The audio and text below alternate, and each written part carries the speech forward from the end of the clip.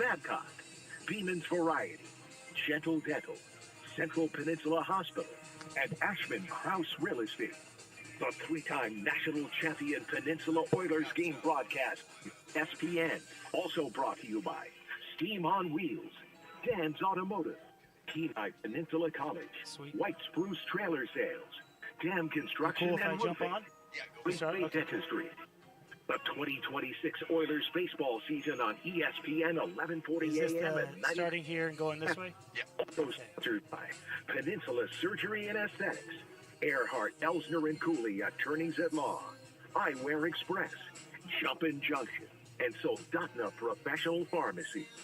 Oilers baseball is also brought to you on ESPN by AK Express, Martha's Cocina, Odyssey Family Practice, AK Tree Solutions, and Playa Azul. The Peninsula Oilers postgame show is sponsored by Peninsula Community Health Services with game recaps and on-field interviews. Now let's go live to today's Oilers game with the ESPN broadcast team. Well, good evening and welcome to Coral Seymour Park in Kenai. It is the Oilers and the Chinooks, a battle for first place in the Alaska Baseball League. Nick Sorrell here alongside Dylan Simmons. Dylan, you have been covering this team for the last couple weeks. Thanks so much for being there and picking all of that up. Very excited to see what these two teams have for each other tonight. Sweeney's pregame show coming up here in just a moment. But before we head that direction, you know what to do. Hop on the phone, send out a message, make a phone call, make a social media post. Let your friends, your family, and your neighbors know that the Peninsula Oilers back in action at home at Coral Seymour tonight, taking on the Chugiak Eagle River Chinooks. Sweeney's pregame show coming up next right here on ESPN 1140 AM, 96.9 FM, and streaming worldwide at RadioKenai.com and on the Peninsula Oilers YouTube page. As we head into the summer months, don't forget all your summertime workwear and outerwear at Sweeney's Clothing in Soldotna. Right now, take advantage of great deals such as extra tough apparel at 20% off, including t-shirts and sweatshirts. Don't miss the cozy comfort of fleece blankets, $24.95. Levi jeans, 20% off. Hats and socks, 20% off. Also be sure to check out the exclusive 250th anniversary t-shirt. There's always new things coming in at Sweeney's Clothing in Soldotna, your workwear and outerwear headquarters for the whole family. Let's talk about something that's not always top of mind, but still really important, life insurance. Because it offers financial protection for your loved ones and can help them pay for things like a mortgage, credit card debt, and even your children's education. Plus, life insurance is probably a lot more affordable than you think. And with State Farm, your local agent can help you understand your options and choose coverage that fits your needs and budget. Hi, this is Christy Babcock, your local State Farm agent, still in Kenai, and now also at the Soldotna Y.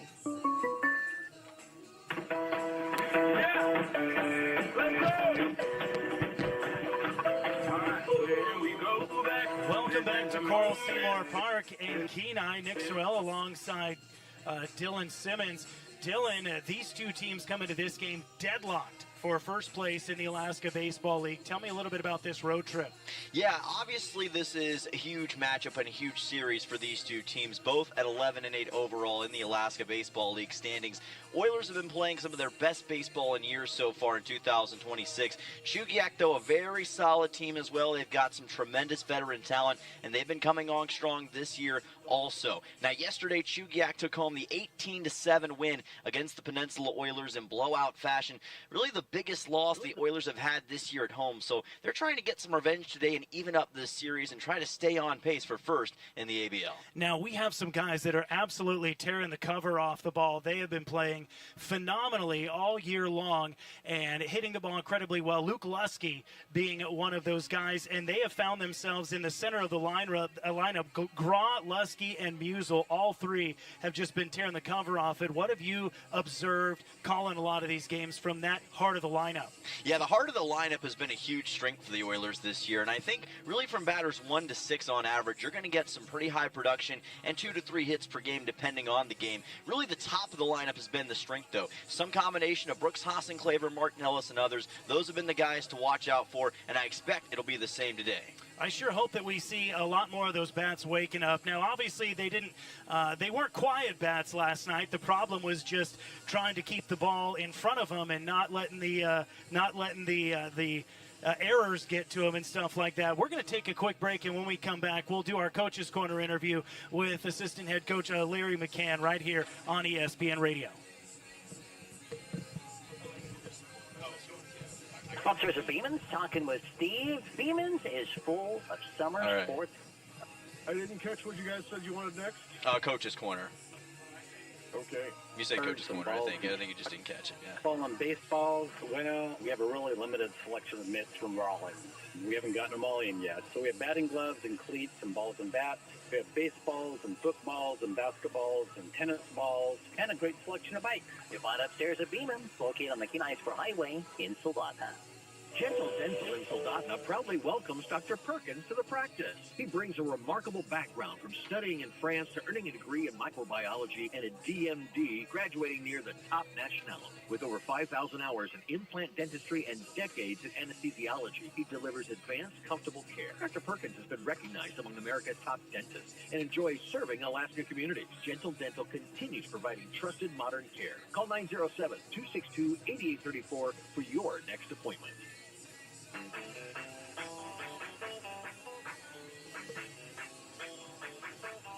And now let's take a trip down to the field. The pregame show's Coach's Corner on ESPN 1140 and 96.9. Welcome back. This is the Sweeney's Clothing pregame show, and this is our Coach's Corner, joined by Larry McCann of the Peninsula Oilers coaching staff. It's great to see you, Coach McCann, and obviously a big day for the Oilers, trying to overcome the loss from yesterday and go out and attack today. Looking back at yesterday's loss, obviously things kind of went away from you guys early, but what do you think was the key message that you guys want to take away from that game and try to apply to today? Well, we just told the kids to flush it out. Yesterday's game is what it is. We had 4 strikes. I thought we hit the ball extremely well. It's just if we couldn't put a zero up, we needed to. We gave up those big innings. So that really walks. But I think we had 20 hits. We made like a walk 15 guys. We got to get away from that. Throw strikes. Defend us on the non-strike thrower. So I think we should have some success and score some. I think we're shooting about well. We got Raw back in the lineup today. We got a pretty full lineup today. It's probably one of our best offensive lineups. So that helps us have it back. Yeah, you talked about Nolan Graw coming back for the Oilers today, and he adds a certain great element to this offense. Talk about his addition to this lineup and the kind of impact he could have today. Well, obviously, he's going to be playing shortstop tonight. He's one of our best infielders, and he's one of our best guys at the plate. So we were more than happy to have him when he said he was coming back. We're like, okay, yeah, we're really excited to have him back. Yeah, he's certainly going to be a star to watch tonight for the Oilers.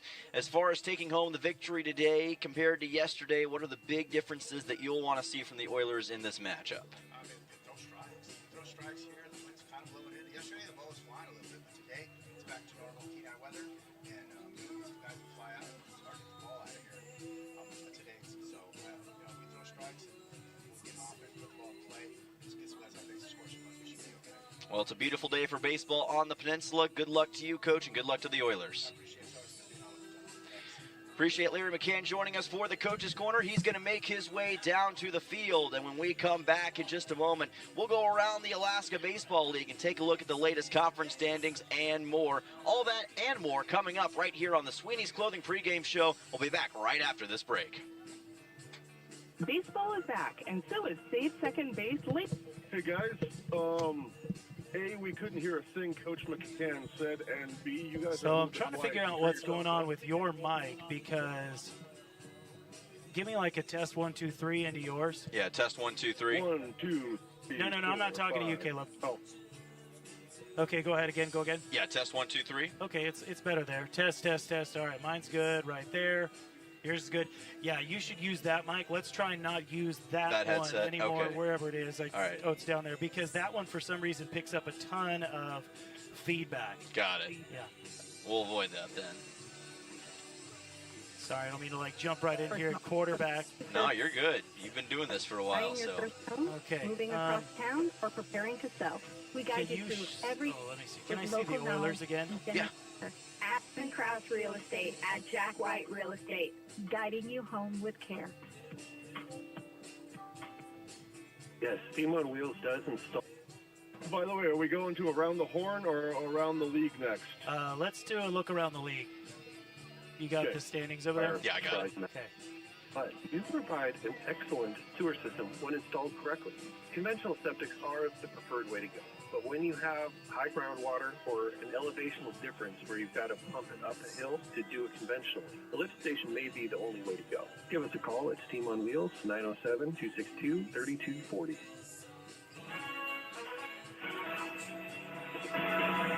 With the latest scores, standings, and news from around the league, let's take a look around the league. Brought to you by SLP Alaska on ESPN 1140 and 96.9 FM.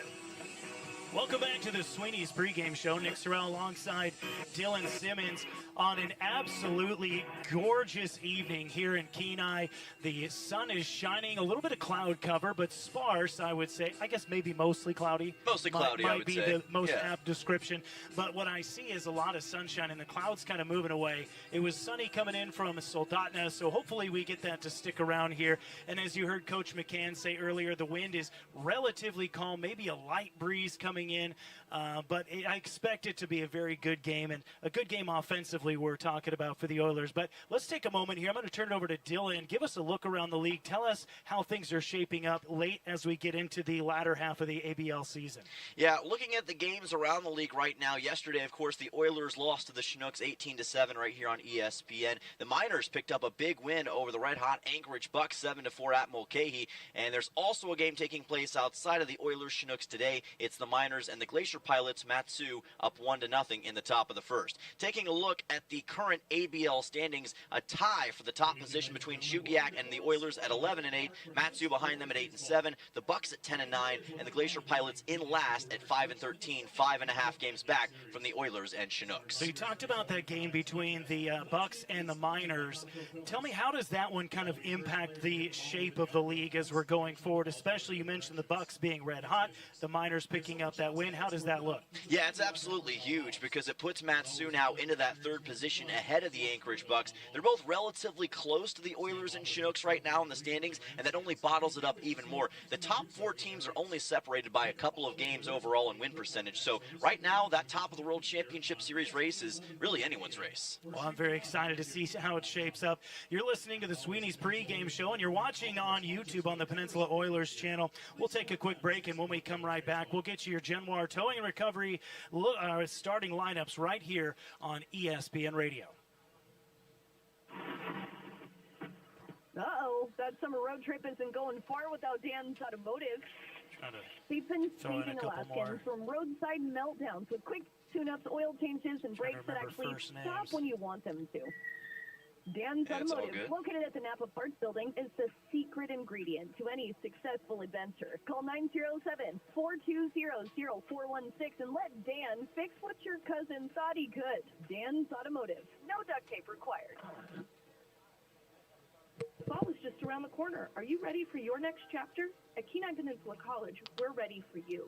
Registration for the fall semester is now open, offering the classes you need close to home. And big news, our residence hall is now open. You can once again experience full campus life with lifelong friendships where you learn, taking classes at KPC or any great campus. Don't wait. Secure your classes and your route today at KPC, not Alaska, and your place at KPC.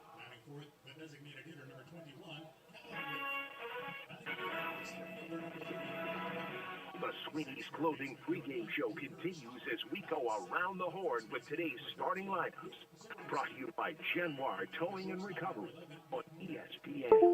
Welcome back to the Sweeney's pregame show. Nick Sorrell here alongside Dylan Simmons. Caleb Manuel is our broadcast producer back in our K-Beach studio.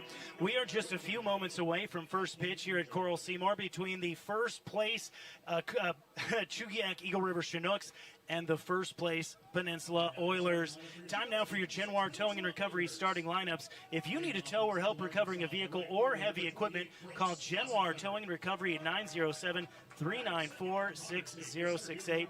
907-394-6068.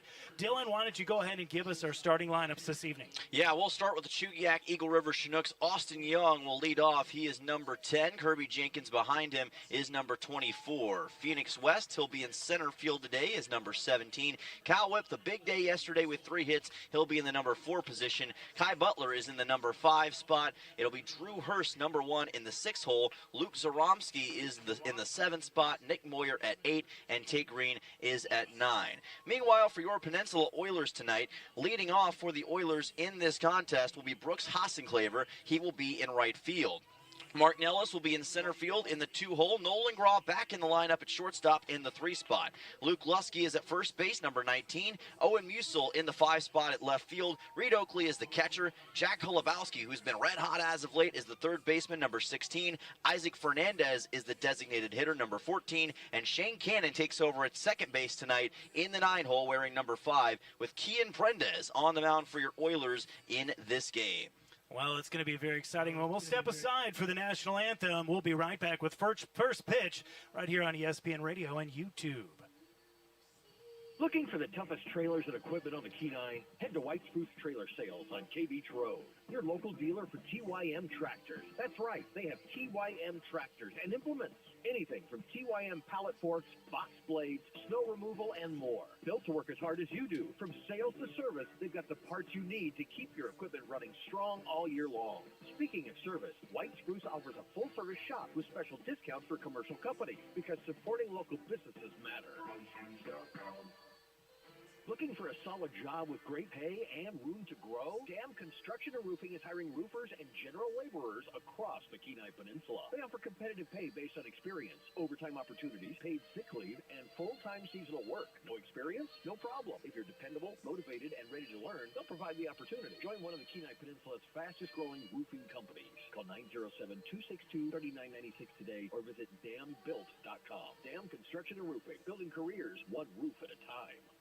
When trying to find a dentist, it can be challenging, and Ridgeway Family Dentistry knows this. Ridgeway is a new state-of-the-art facility offering you pain-free dentistry and is family-friendly. Even if you don't have time to have multiple appointments, Ridgeway Family Dentistry can complete all your treatments one easy visit. At Ridgeway Family Dentistry, they know how important it is to have a smile and know how that can change your life. For your next dental appointment, call Ridgeway Family Dentistry at 404.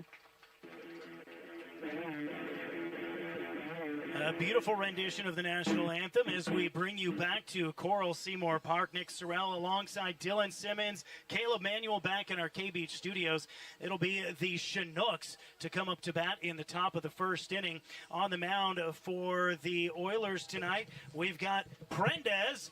And Dylan is stepping out, but Prendez has been one of the guys we've seen on the mound for the Oilers this season. A couple guys that we've been excited to see back in the lineup. You heard it earlier, Nolan Graw back at shortstop has been a mainstay and one of the most solid infielders that the Oilers have had this season. So good to have him back after a brief respite, stepping out of town, but now he's back. And going around the outfield for the starting lineup again for the Chinooks, Austin Young to lead things off, followed by Kirby Jenkins and then Phoenix West. They'll be the 3 guys to lead things off for the Chinooks. Again, this game, a battle of first-place squads. The Oilers and the Chinooks have kind of been dancing around this series all season long, and here we are. We finally get it.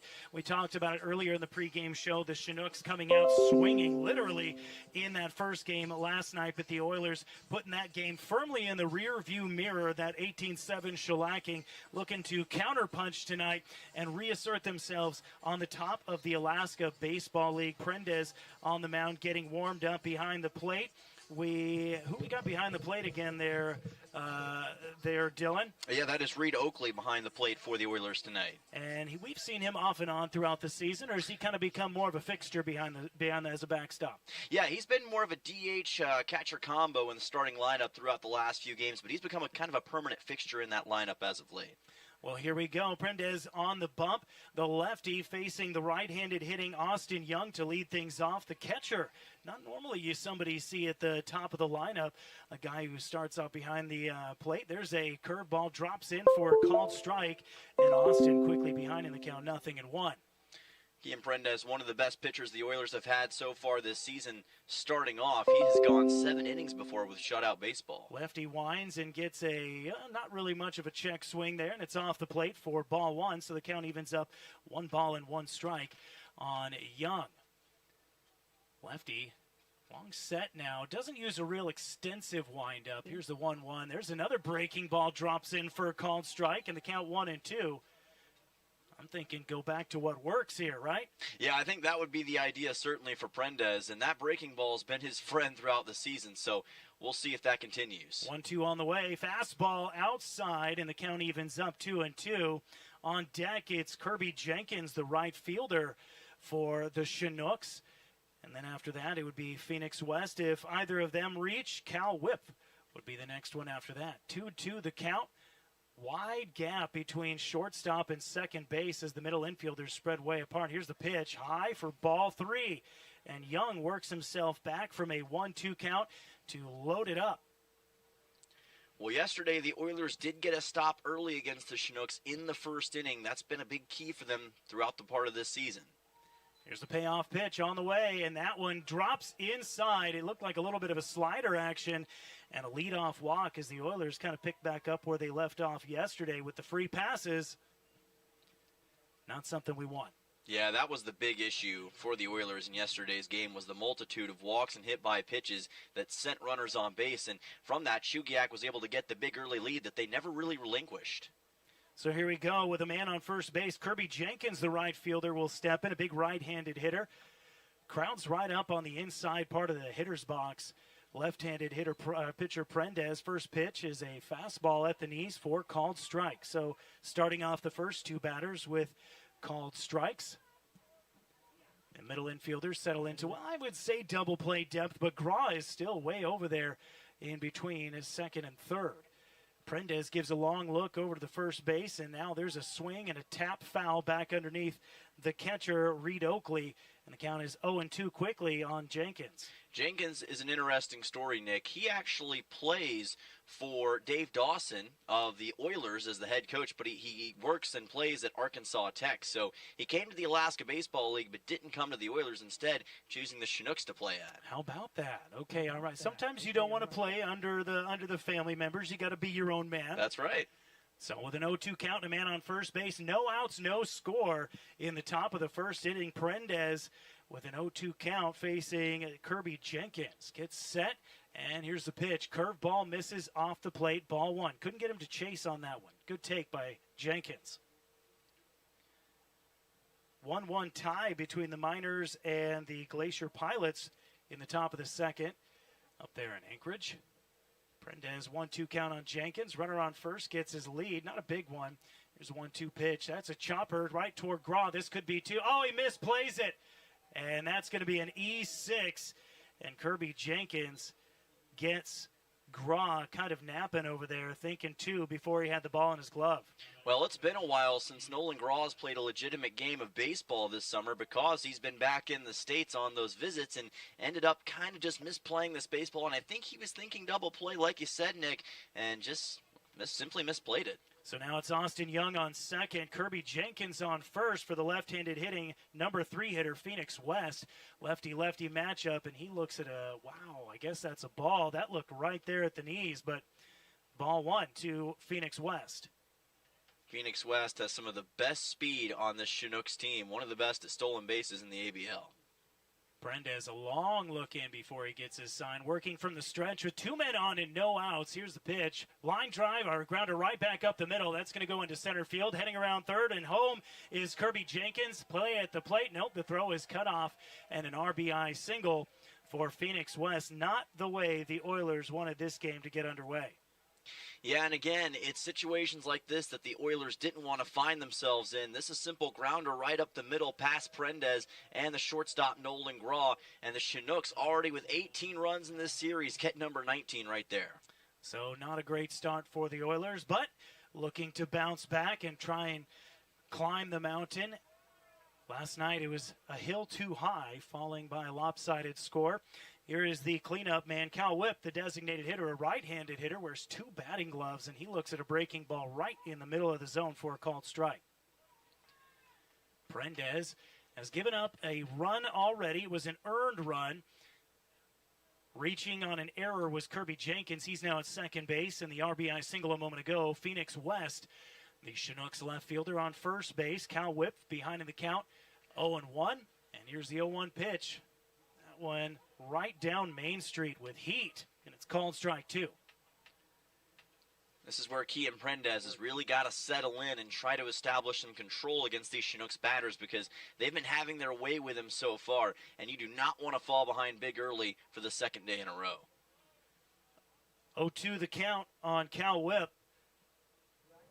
On the bump, it's Prendez. Here's a pitch, and it is just a little bit high, and the crowd is letting the home plate umpire know they did not like that one. It looked like it was at the letters to me, but I'm all the way up here, Dylan. That's the calling card we've used throughout these last few broadcasts. Ball and 2 strikes, 2 men on, a 1-0 lead on your Three Bears Alaska scoreboard for the Chinooks. Still no outs in the top of the first inning. Prendez from the stretch sets. Now he turns and throws back to second base, but getting back easily is Kirby Jenkins. Count is a ball and 2 strikes on Cal Whip. Go ahead. Yeah, had a fantastic day yesterday. 3 hits for the Chinooks in that win over the Oilers. Looking for more here. Prendez takes a look back at second base. Now another look, and here he goes home. That's a chopper foul off to the left side, and the count remains a ball and 2 strikes on Whip. Kai Butler is on deck. Oilers still looking for their first out here in the top of the first inning. In the box, it's Cal Whip, the designated hitter. We'll set the defense for the Oilers here in just a after this pitch. 1-2 on the way. Swing! And it's popped up. I thought he swung through that one. Butler, though, rather Whip, fights it off, and the count remains a ball and 2 strikes. Just barely caught a piece of that one with the end of his bat, sent it along the right side. Unfortunately for Prendez. Whip wears the knickers with the high socks, and not just the high socks, but like the banded high socks. Ball and 2 strikes. And there's a foul ball up in the air off to the right side. Giving chase was the first baseman. And it's going to go out of play. Luke Lusky running after that one. Count remains a ball and 2 strikes. Now the scoreboard shows an out, but we do not have an out yet in the first inning. Runners on first and second for the Chinooks. They lead the Oilers 1-0 already in this one. A walk, an error, and an RBI single. 1-2 the count. Here's the pitch to Whip. That's a chopper. They're going to go to second for the third for the first out. Cross the diamond for the 1-5-3 double play. That's how you start to get yourself out of a jam, Dylan. Oh, it absolutely is. And what a great job by Prendez to choose to go to third first. And then the throw by Holubowski. Not always easy in a double play situation for the third baseman to get it to first, but he did. And a quick 2 outs for the Oilers here. And for a moment there, you thought that might be one of those elusive triple plays, but they went across the diamond instead because it was a nice little run from first to second for Phoenix West. You mentioned his speed earlier. Yes, he's got some tremendous speed. He's got a pretty big lead off towards second right now as well. Right-handed hitting Kai Butler takes a breaking ball above the zone for a called ball, and he's ahead in the count, a ball and no strikes. This is the guy Oilers fans and Chinooks fans want to watch for. He went 6 for 7 yesterday, Nick, in that win. Wow, 6 hits in a game. That's impressive. Ball outside for ball 2, and Prendez falls behind in the count. 2 balls, no strikes. If Butler is able to reach, Drew Hurst, the third baseman, would be the next hitter, but the Oilers trying to limit the damage here with Prendez on the bump. And 1 run already in. It's a 1-0 lead for the Chinooks, an RBI single a couple batters ago. Now a 2-0 count to Kai Butler. Right-handed. There's a high chop, and that one is going to twist foul for strike 1. So the Oilers fall behind early. They had 2 men on, or rather the Chinooks had 2 men on with no outs. But a 1-5-3 double play just a moment ago put 2 outs on the board. And now the Oilers just 1 out away from getting out of trouble. Man on second base is Phoenix West. He's got speed. Kai Butler ahead in the count. In front of Prendez, 2 balls and a strike. Butler also has the second best batting average in the ABL right now at 370. That's a respectable average, to say the least. 2-1 pitch, down and in, and that one gets away from the catcher, Reed Oakley, and goes all the way to the backstop. And the pass ball is going to put Phoenix West 90 feet away. Yeah, just went a little bit low of Oakley that time. That's not one that Prendez usually delivers from the mound. Just trying to get to the lower part of the zone and missed it by a hair. So the count now 3 balls and a strike. A hitter's count for Kai Butler, who doesn't need help. He looks to drive in the second run of the first inning for the Chinooks. Prendez trying to keep it to just the one. Here's the pitch, and that is off the plate inside. 2 walks in the inning now for Prendez. That'll put runners on the corners for Drew Hurst. What has Hurst done this season so far, Dylan? How's he looking? Yeah, Drew Hurst so far this season, another very key hitter for Chugiak throughout the year. Came on a little bit later than some of the other guys, but already with a 200 average, 7 total hits, and 14 RBIs. So he's actually got double the RBIs in total compared to hits. The left-handed hitting third baseman wears a couple batting gloves, and runners on the corners. There's a curveball, drops in for a called strike, and boy, that breaking pitch for Prendez has been money, and you mentioned it earlier that he's been going to the well on that one pretty consistently. Yeah, he has all season long, and there have been few guys that have had answers for it, although Chugiak has found a few at least here in the top of the first. A 1 pitch, that's a fastball, popped high toward left field, drifting over to his left to make the catch is Owen Musel to retire the side. Oilers get out of it, only giving up 1 run in the top of the first inning. We'll see Hassan, Cleaver, Nellis, and Gra to lead things off for the Oilers when we come back on ESPN Radio.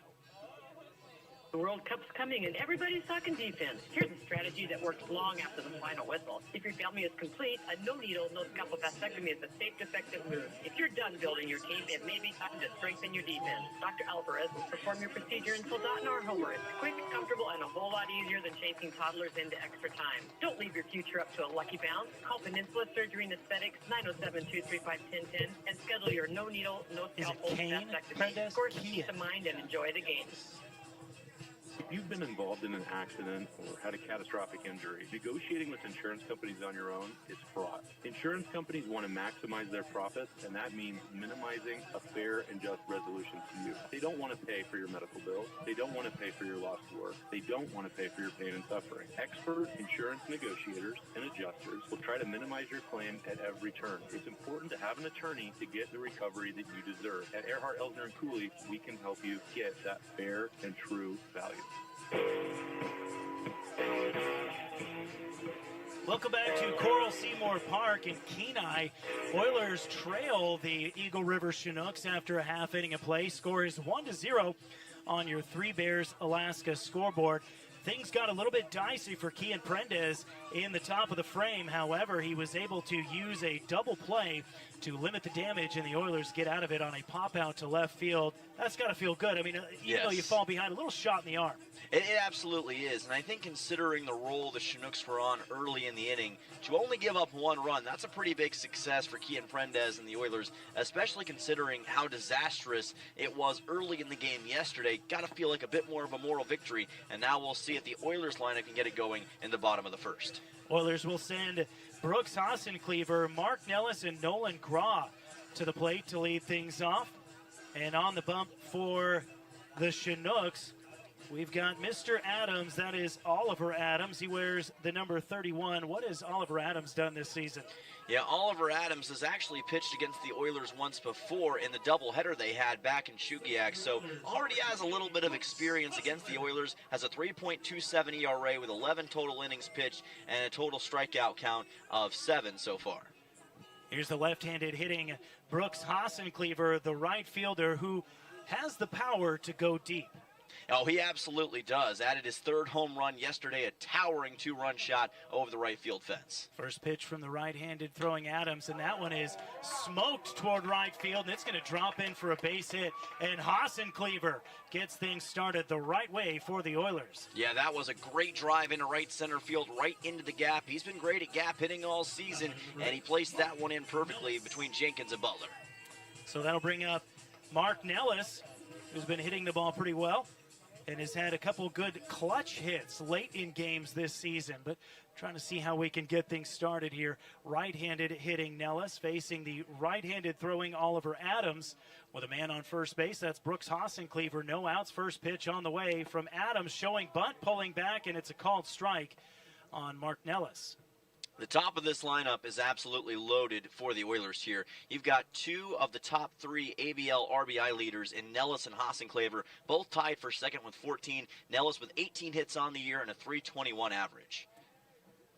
0-1 count right now on Nellis, who showed bunt.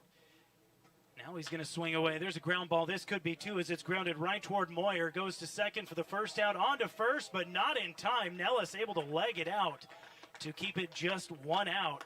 And I don't know, do you put that more on the speed of the defense or the speed of Nellis? I would say the speed of Nellis, and he's got some of the best speed on this team. One of the top stolen base leaders as well, and I think that at the end of the day, it was his speed that allowed him to get to base in time, so I'd rule that as a fielder's choice.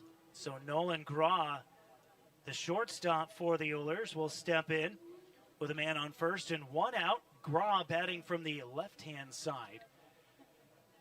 First game back, first pitch swinging. This one popped into foul territory on the left side, and that one's going to get out of play all the way over the beer garden and past the batting cages. And do we got a kid or a beer garden patron over to grab that? I think it's a kid. And so the count is 0-1 on Nolan Graw. Beer garden over there is got a hefty crowd tonight. Yeah, it's been rocking so far this season. I've been really impressed by the people who've come out. It's been a huge smash success so far, Nick. Sun shining down from over the top of the right field foul pole. Here's the 0-1 pitch off the plate to Nolan Graw, and the count evens up at 1-1 strike. Oliver Adams allowed a leadoff single to Brooks Hossencleaver. Then Mark Nellis grounding into the fielder's choice, but sparing the double play by legging it out. 1-1 the count on Graw. Adams a long set at the waist. Now he delivers and just doesn't get the call on the outside black. And the count 2-1 on Graw, who's now ahead in the count. Curious to see how his plate presence looks after that long extended absence. Only played one series before he had to leave to go back to the States for a little while, but that one series against the Pilots, Nolan Graw was incredible. And we saw him be very solid defensively. One error in the game here already. Now he drives one toward left field. That's going to right field. That's going to get down in. Holding up at second base and diving back in was Mark Nellis. He came hard around second and had to throw on the brakes and turn around and get the foot back in, but a clean single for Nolan Graw. Yes, it was. Almost a carbon copy of the single that Hossencleaver had before. Into the gap in right center field. The gap hitting has been there so far for the Oilers today, and that's what Nolan Graw can provide you. He's one of the most consistent hitters in collegiate baseball as a whole. Did great things with South Dakota State and is doing great things with the Oilers already here in July. That'll bring up the cleanup man, Luke Lusky. He's got power. Bats from the right-hand side. Where's a shin guard on that left leg? Stands right in the middle of the box. First pitch to him is inside for ball. Did we get a strike call on that? They did. That was a strike. Yeah, I was not expecting that one. It was a late strike call. We'll set the defense for the Chinooks. In left field, it's Phoenix West. Kai Butler in center. Kirby Jenkins in right field. Around the diamond, third to first. Drew Hurst. Nick Moyer at shortstop. Tate Green at second. And then the first baseman. I wrote Nick Moyer twice on my score sheet here. I'm going to have to correct that. Foul tip, backing out of play. And Lusky is quickly behind in the count, 0-1. Yeah, it's Luke Zaromsky over at first base for Chugiak. That was my bad. Sometimes you get in the zone and you just start writing things down. And I had Nick Moyer playing short and first, which would have been impressive. Zaromsky, though, is the first baseman. 0-2 count to Lusky is a called ball, and that one, man, there was a pitch earlier. Maybe I was just giving one back because the pitch earlier looked like a strike or looked like a ball, and that one looked like a strike. Anyway, count now, a ball and 2 strikes on Lusky. 1 out, runners on first and second for the Oilers. They trail 1-0 in the bottom of the first inning, trying to battle back and tie or take a lead in this half of the frame. Adams on the bump, sets at the waist, long look back. Now he turns and delivers, and that's a breaking ball that drops low for ball 2. Lusky with the big league eye on those last 2 pitches.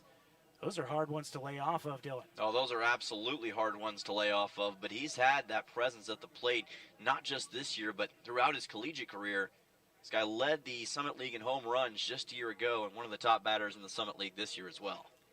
2-2 the count, 2 on, and here's the pitch. No, a called strike on a fastball at the knees. And the strike zone on that at-bat was a little bit all over the place, but Lusky goes down looking.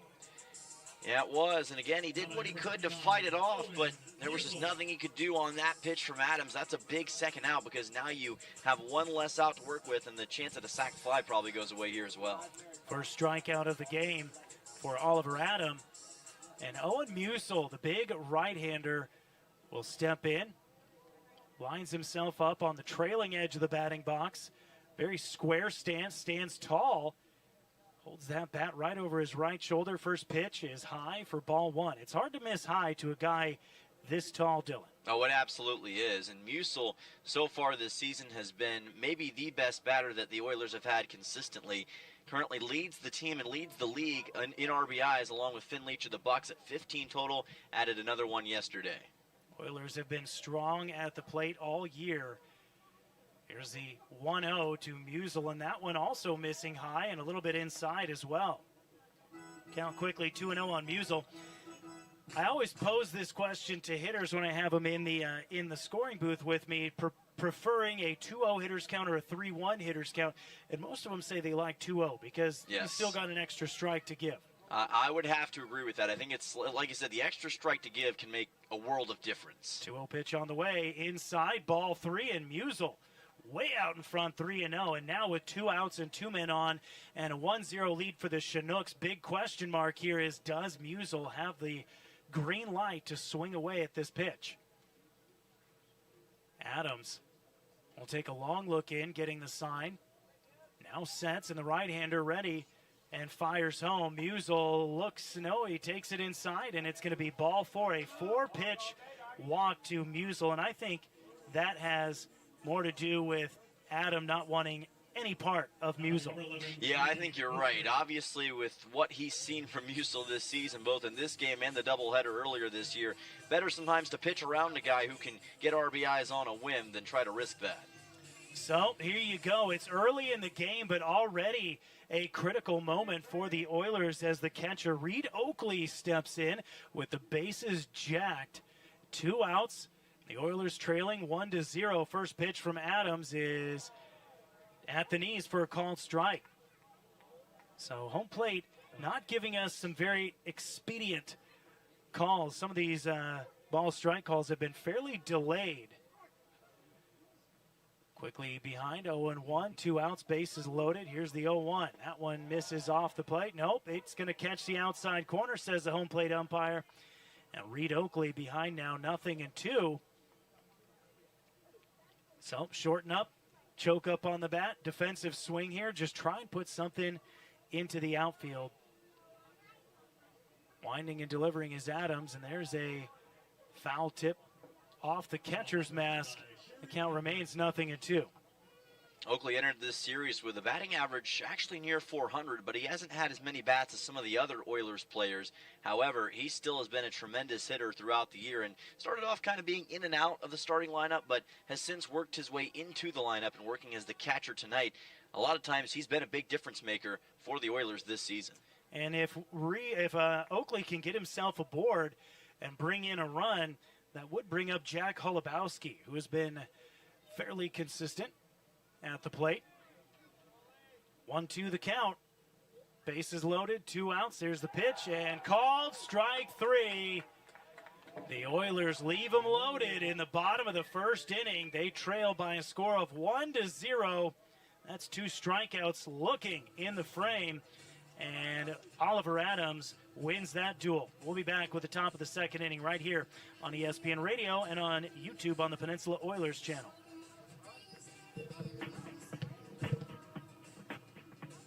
Looking for fun for the whole family that they will love? Head over to Jumpin' Junction on K Beach Road, the Peninsula's entertainment center for all ages. Play in the arcade, dive into the active VR game room, glow it up with blacklight mini golf, bounce on inflatable fun, and grab a snack at the snack bar. Birthdays, work parties, and so much more. You can book them now at Jumpin' Junction on K Beach Road. Jumpin' Junction, where there's fun for the whole family.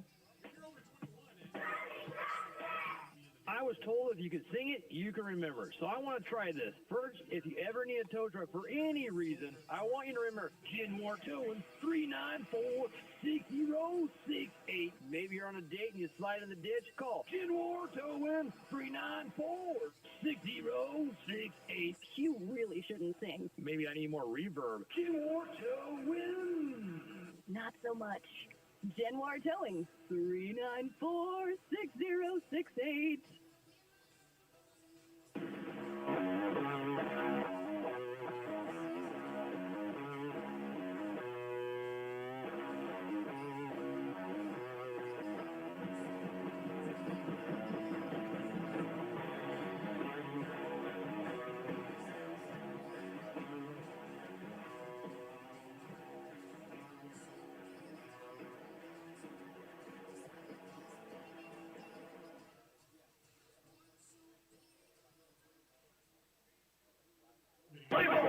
Bucks is making savings easier than ever with new promotions that give you discounts no matter how much you spend.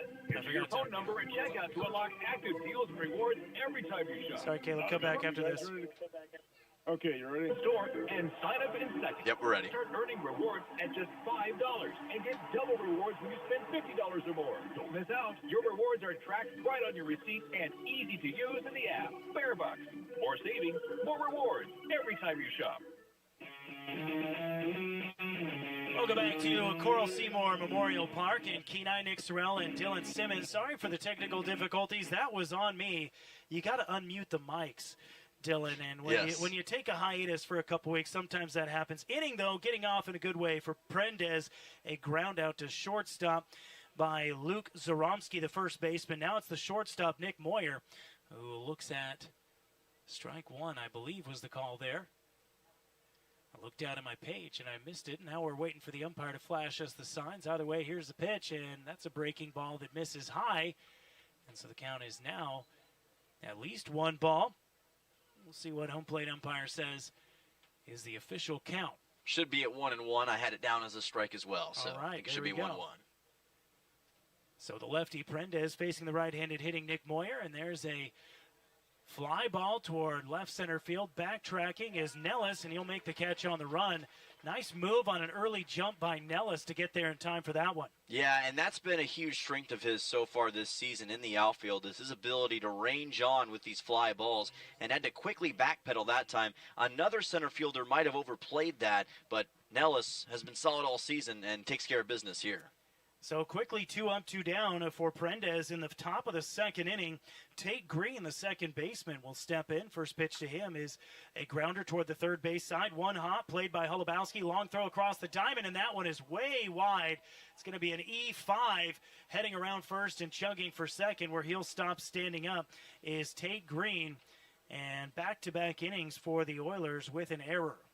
Yeah, that was a throw that I just think Holubowski didn't deliver with his usual efficiency. He's pretty often been solid over at third base when it comes to those throws, and just kind of airmailed this one over the head of Luke Lusky, so just a mistake. So there's a runner in scoring position for the Chinooks as we roll the lineup back over, and it'll be Austin Young, who reached on a free pass in his first at-bat. Walked, he fell behind in the count of ball and 2 strikes, battled back to a full count, took a walk, and came around to score on the Phoenix West single. Now he has a chance to drive in a run himself. First pitch is another curveball, and that one a little too much break and falls inside for ball 1. Yeah, tried to catch him on a lower breaking ball this time, but Young, very disciplined at the plate, chose not to swing. You want to get out of this inning with the score still at 1-0, but you've also got to keep an eye at Green over at second. So the left-handed throwing Prendez will come set, and now he fires home and misses high and away. Ball 2. So what looked like it was going to be a very quick 1-2-3 clean inning for Prendez is getting into a little bit of dangerous territory after the E5 put Tate Green on second base. And now a 2-0 count to Austin Young. Prendez nods after shaking off the first sign. Now he likes the one he's got. Looks back at Green. Now comes home and misses high, and it's a 3-0 count on Young. And again, these are the situations that the Oilers are trying to correct today. The last thing you want is multiple runners on base with 2 outs, especially with this top of the order, considering how good it's been so far in this series. Oilers able to strand 2 Chinooks on at the top of the first after giving up 1 run.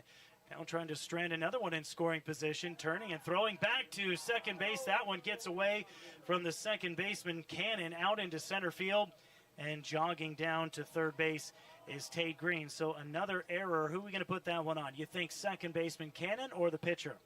I think that one's going to go on Prendez because he threw that ball a little bit too wide of Cannon in that situation, who I think was in the right position, just missed that time by Prendez. 2 errors in the inning, and it's a 3-0 count to Austin Young, who walked and scored in his first at-bat.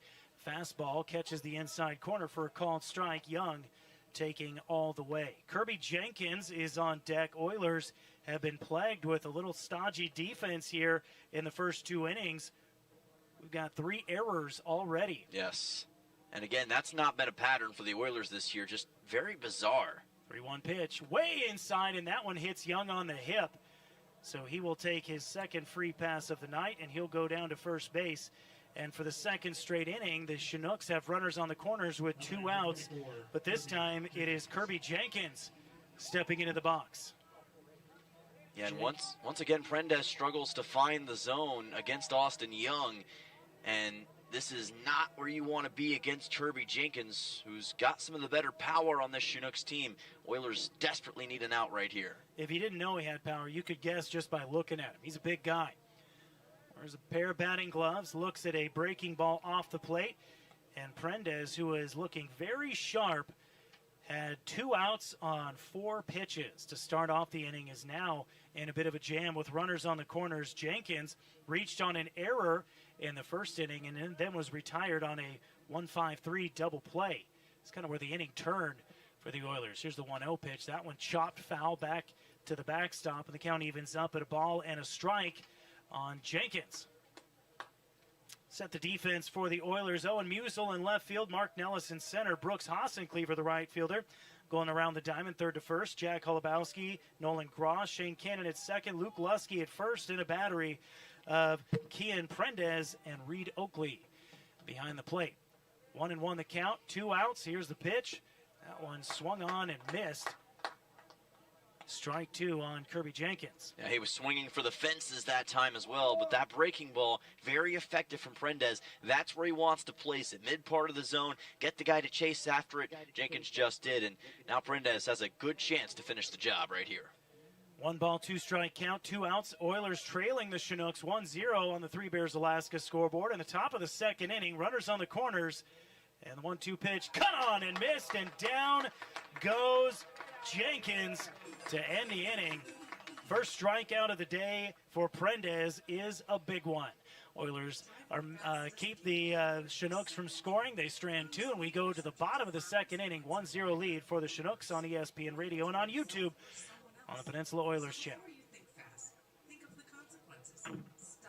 Everyone knows the struggle. The DMV keeps bankers hours while they're stuck at work. That's where AK Express rolls in to save the day. They handle the services people need, and that's why they want you.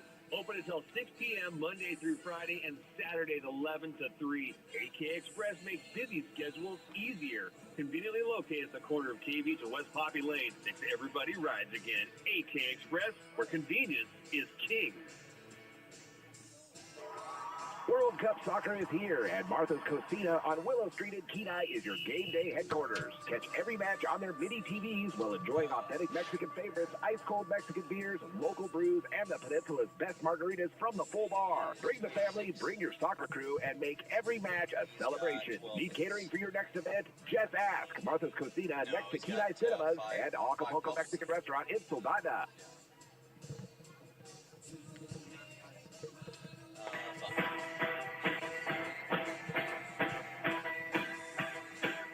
We We go to the bottom of the second inning. Nick Sorrell and Dylan Simmons with you for the second game of this Oilers-Chinooks series. Chinooks have looked very threatening through an inning and a half, but the Oilers and Prendez have been able to limit the damage to just one run. They trail the Chinooks 1-0 as we go to the bottom of the second. Yeah, they have looked threatening, but what I will say is a lot of the success the Chinooks have has been self-inflicted by the Oilers to some degree, whether it be hit by pitches, errors, walks, whatever the case may be, and yet the Oilers still are only down 1-0.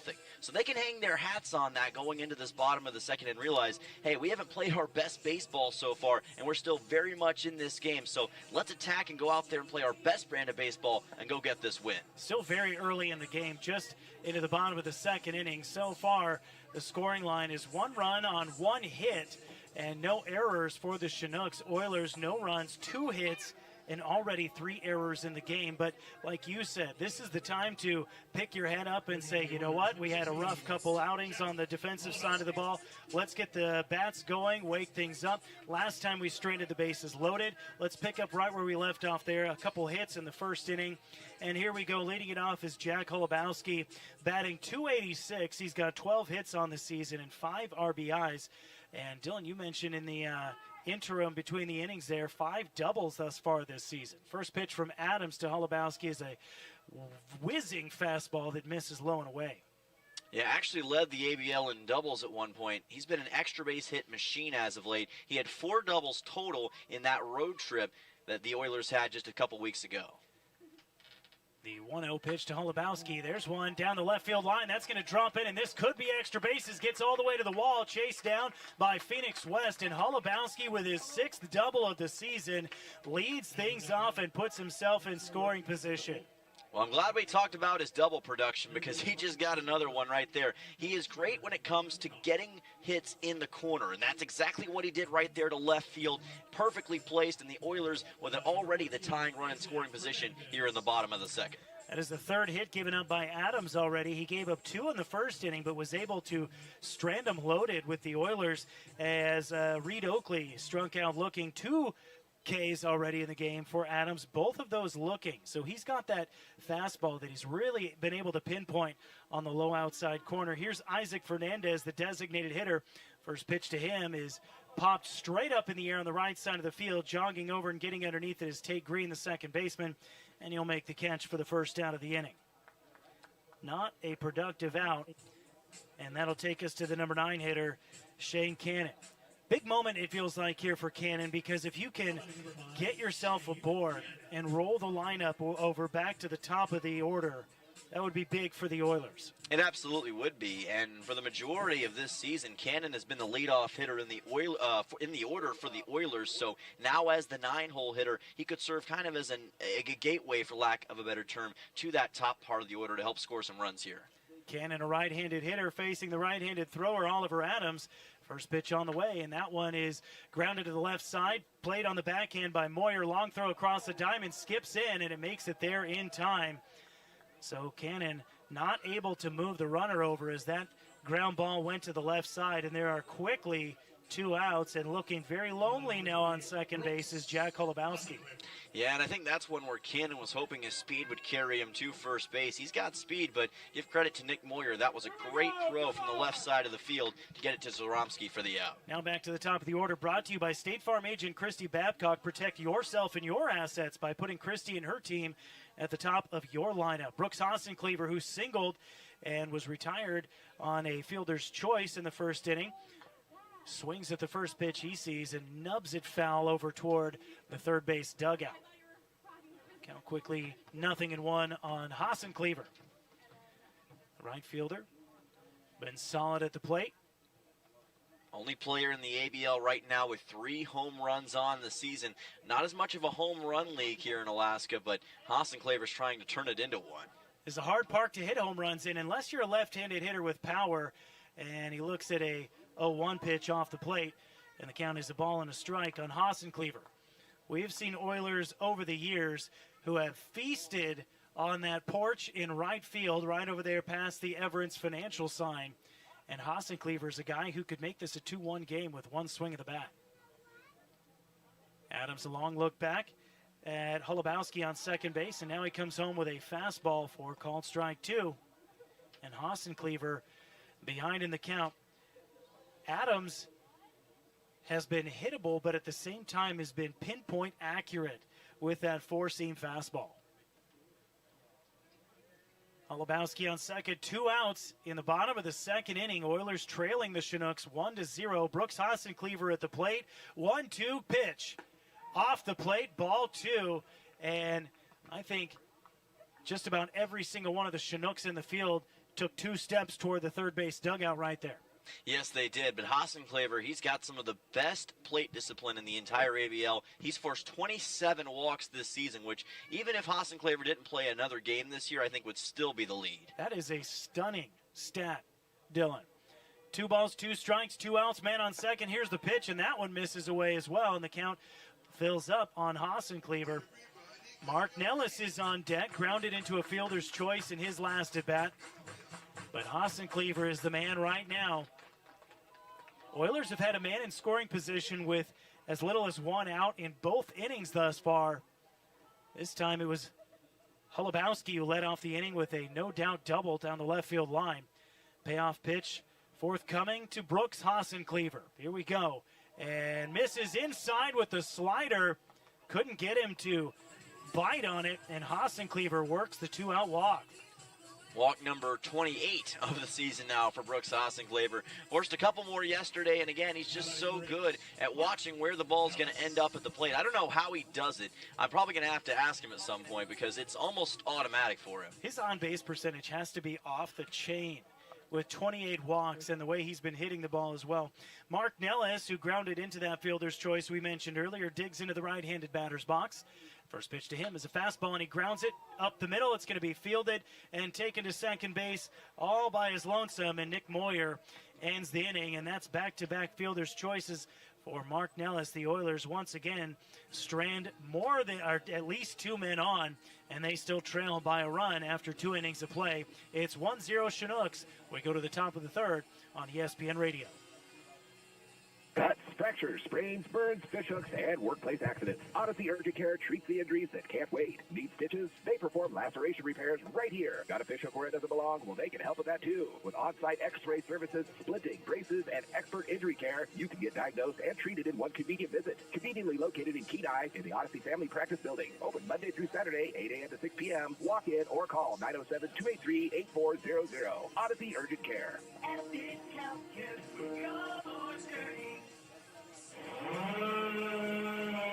Hazardous trees are such a problem here on the Kenai Peninsula, but they have to be handled, and the place to call is AK Tree Solutions. With many years of experience in residential hazardous tree removal, they offer guaranteed customer satisfaction, and they're very accommodating. AK Tree Solutions also offers tree pruning, and they're licensed and insured. Get those hazardous trees off your property today. Call AK Tree Solutions, 907-398-2903. That's 907-398-2903.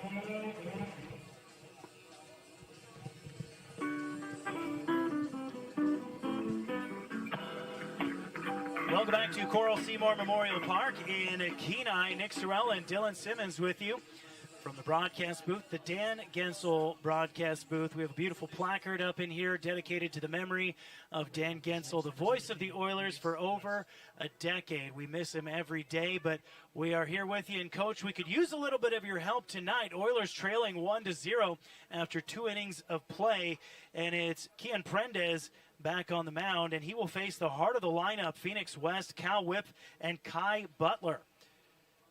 West, the left-handed hitting left fielder, looks at ball 1 off the plate. He singled himself aboard and came all the way around to third base, but was stranded there in the first inning. But the lone hit against Prendez, and it was an RBI.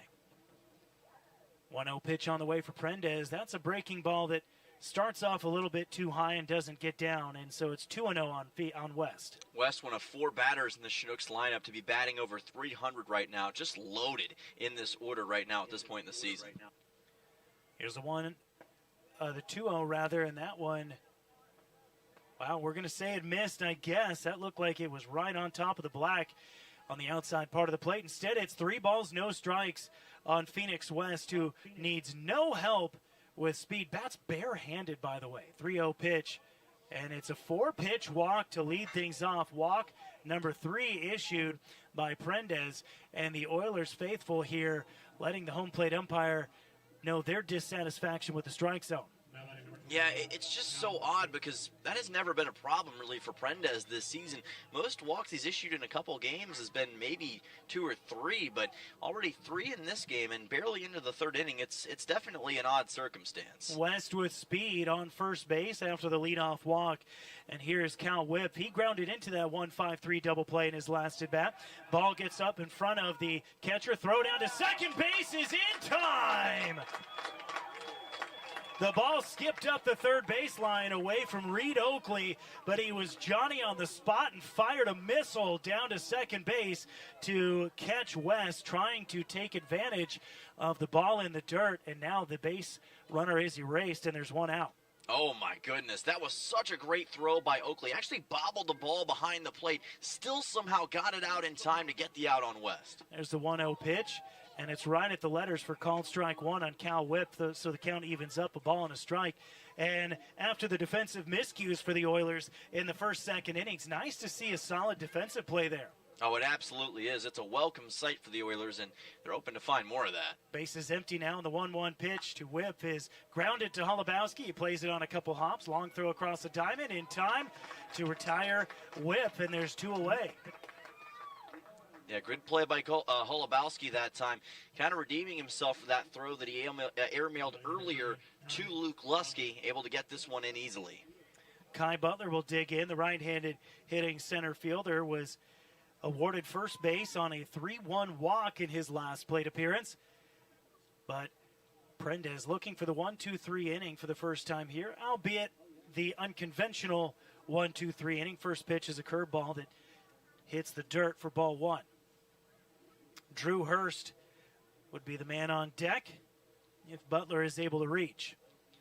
The left-handed throwing Prendez back to the windup with nobody aboard. Another curveball, and now starting to lose the command of the curveball as that one gets away from him, and Reed Oakley has to go out there and grab it. 2-0 the count. Yeah, good work by Oakley just to make the grab because that ball was well outside.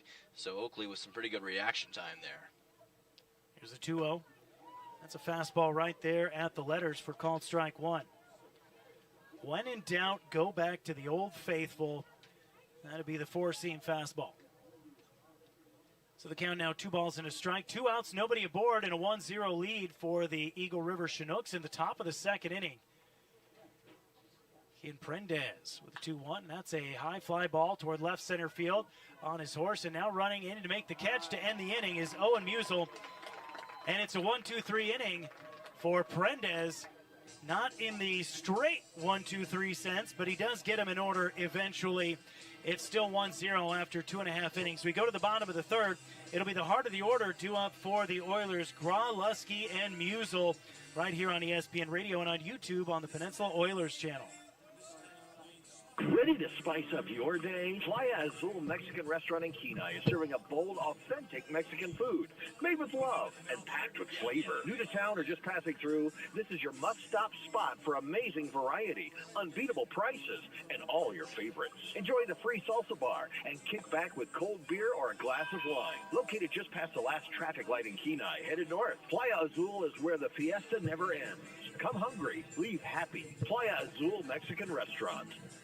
The warehouse is open at Sweeney's Clothing in Soldotna. Come discover amazing deals with savings from 30 to 70% off on flannels, jeans, footwear, jackets, and a wide variety of summer essentials. Plus, they've got lots of new merchandise you didn't see last year.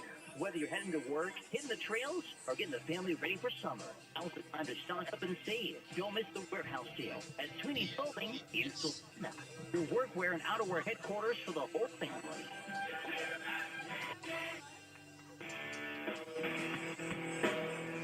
The Oilers got what they needed from Kian Prendez.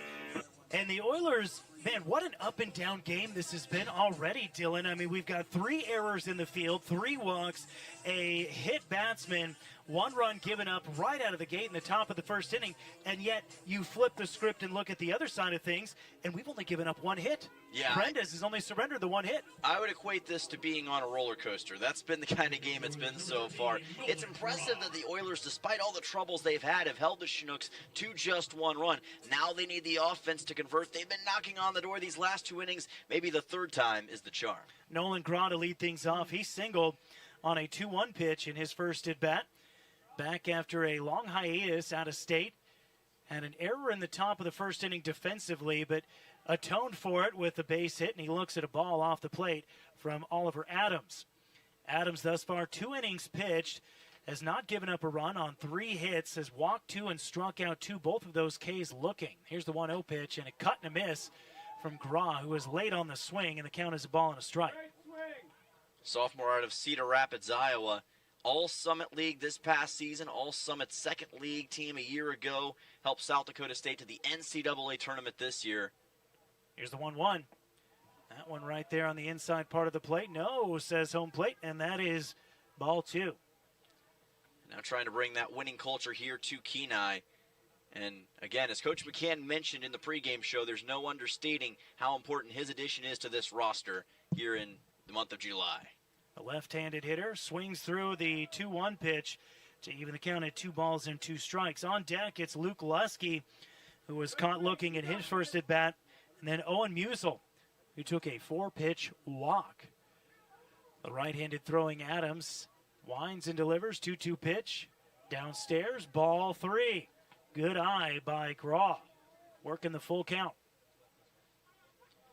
Second baseman Tate Green all the way on the outfield grass here between second and first base. Payoff pitch from Adams on the way, and it's right off. No, it misses outside. Ball 4 and a leadoff walk to Nolan Grau. Yeah, he knew it immediately as well. Didn't wait for the home plate umpire to make the call. It was pretty close, but Grau, much like Hassenclaver, has a great eye at the plate. Saw that right off the bat and gets on first. And so now Nolan Grau with a leadoff walk jogs down to first base. And Luke Lusky, who's 0 for 1, caught looking on a 2-2 pitch in his last at-bat. That was in a big moment, too. There were runners in scoring position, or at least one runner in scoring position for him. And then Owen Musel will be a due-up after this. Runner on first, though, no outs. First pitch to Lusky is a fastball. Right there, belt high for called strike 1.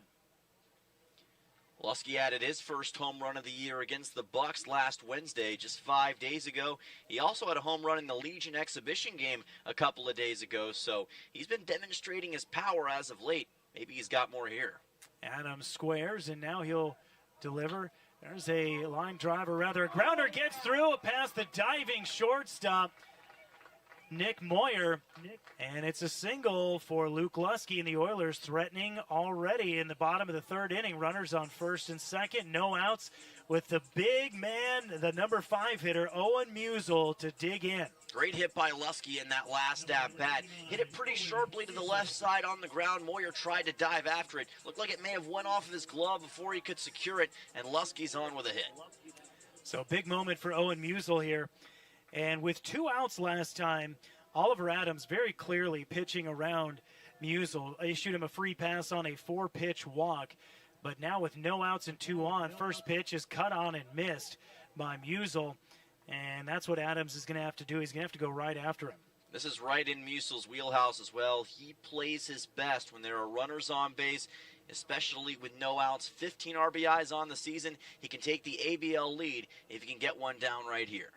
Runner on second, Nolan Grau. Luke Lusky on first.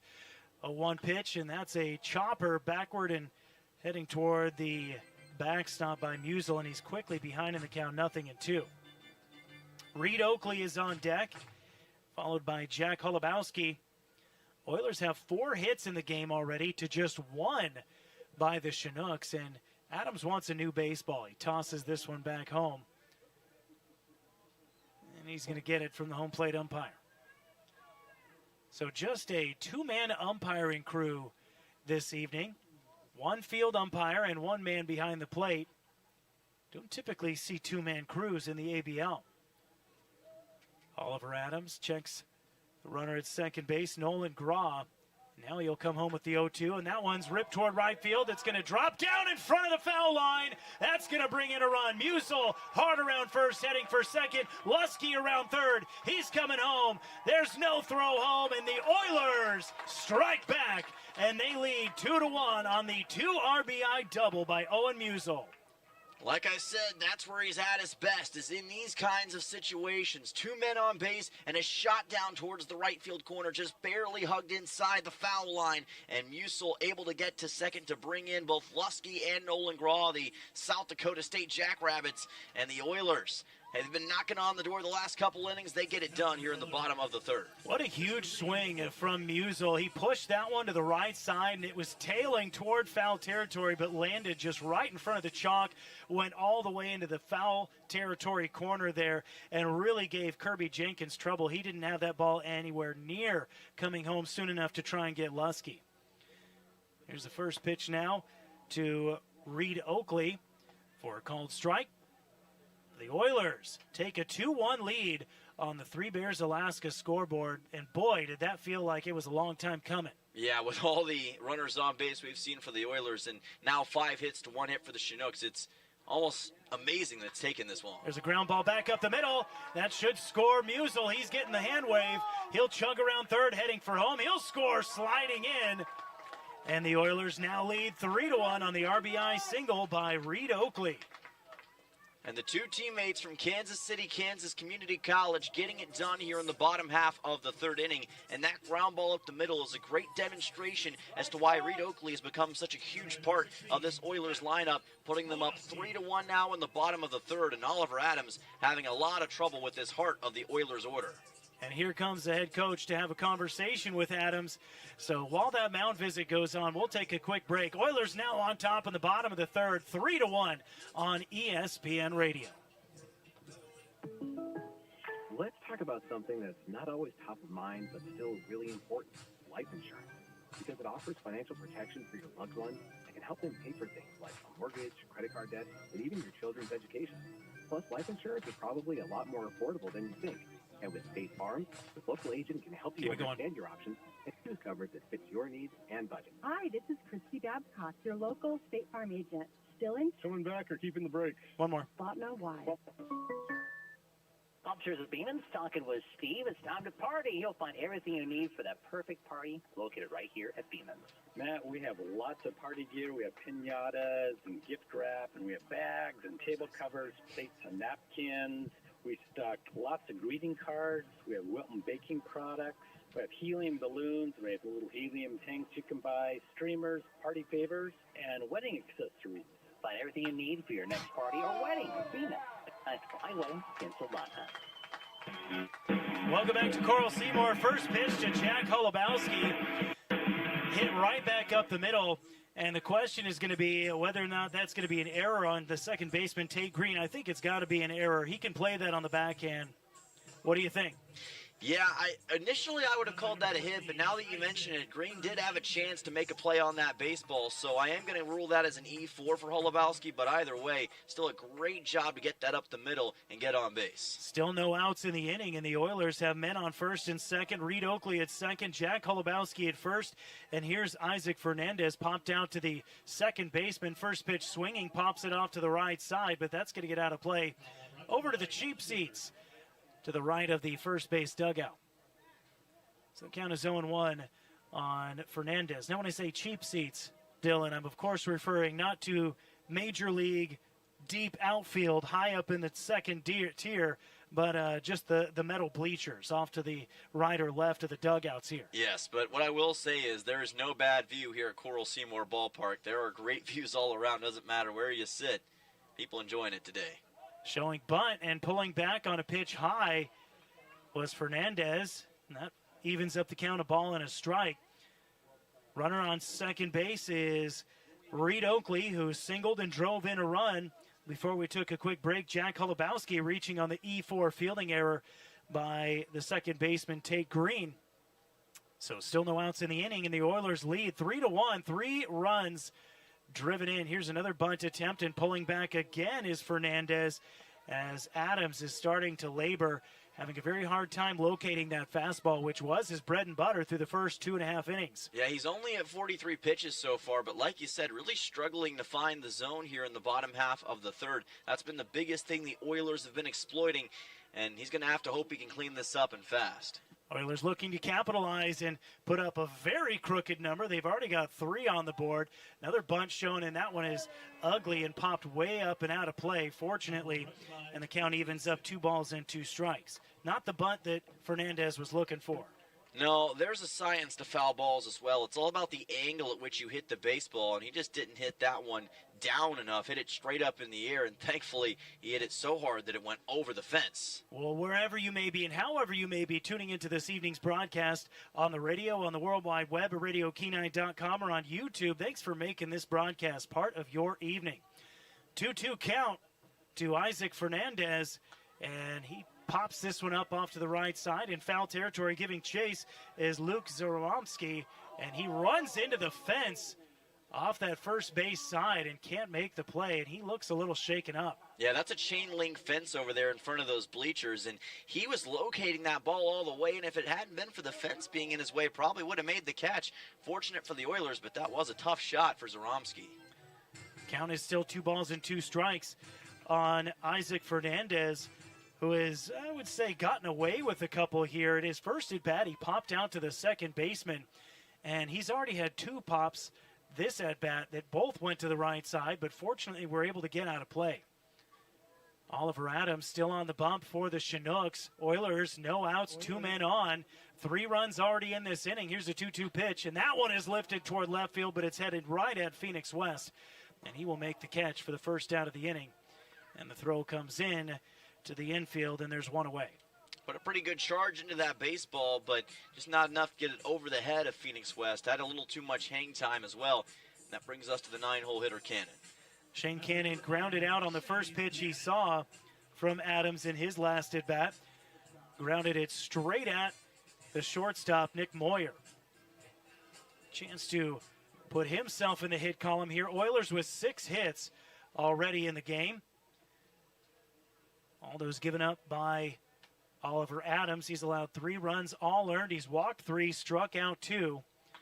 There's a pop up to the right line drive, and what a catch by the right fielder, Kirby Jenkins. That one on a frozen rope. I thought it was popped up off the bat, but Jenkins read it like it was going to his right and it was going to his left, and he just had to slide down and reach out to make the catch. He's got a great knack for making catches like that. Laid out and got what looked like a sure hit for Brooks Hasenclaver yesterday, and ends up getting the catch here. And again, he was kind of misdirected trying to locate the baseball and still brought it in while in midair. Speaking of Hasenclaver, here he is as we get back to the top of the order. Brought to you by State Farm agent Christy Babcock. Start the next inning in your life with the top insurance team on the Kenai Peninsula. Hasenclaver 1 for 1, a single and a walk. The left-handed hitter takes one off the plate for ball 1. Singled on the first pitch of the game from Oliver Adams. Then in the second inning, Hasenclaver worked a full count and took a walk for his 28th walk of the season, as you mentioned earlier. 2 men on, 2 outs for the Oilers, 3 runs already in, and there's a fastball missing away for ball 2. Hasenclaver with that absolute, what do we call him, Hawkeye? Hawkeye would not be a bad name, I think we just got to call him Hawkeye Hasenclaver. So he's ahead in the count. 2 balls, no strikes with a man on second, a man on first in front of him. 2 outs, Oilers leading 3-1 in the bottom of the third. Here's the pitch. That's a fly ball toward right field. Well hit, way deep, and that one's going to need a bigger ballpark.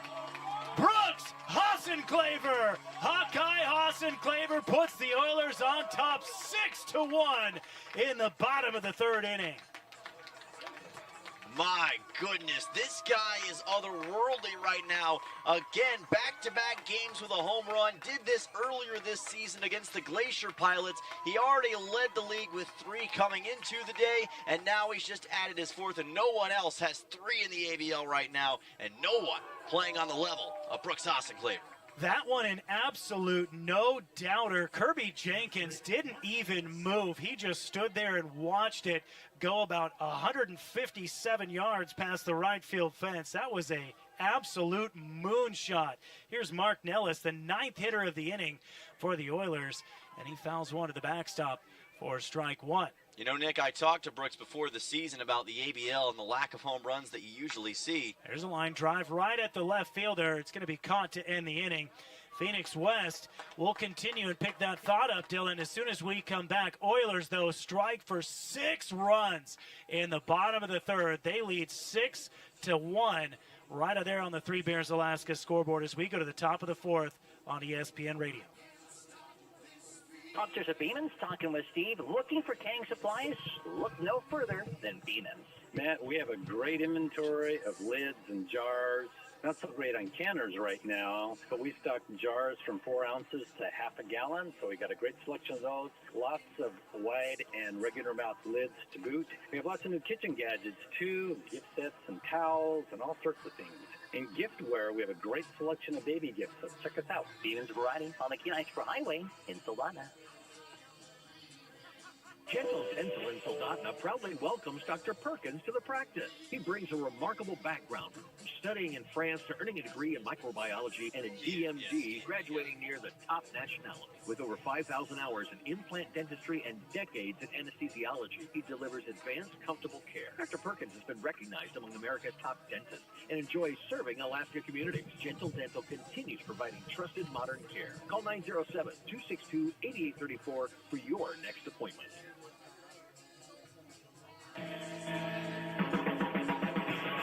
Welcome back to Oiler Park here in Kenai. Nick Sorrell and Dylan Simmons. Oilers explode for 6 runs in the bottom of the third inning. They now lead by a score of 6-1. Dylan, an exclamation point to that inning from Brooks Hassenclaver with the 3-run jack. Yes, he absolutely destroyed that baseball. And again, it's the same spot over right field. You talked about it earlier, Nick, but left-handed batters hitting over that right field fence has been the big thing for the Oilers this year, and Brooks just did it once again, his 4th homer so far, playing some great baseball. I'm going to turn it over to Dylan here for your middle innings play-by-play. Oilers on top 6-1.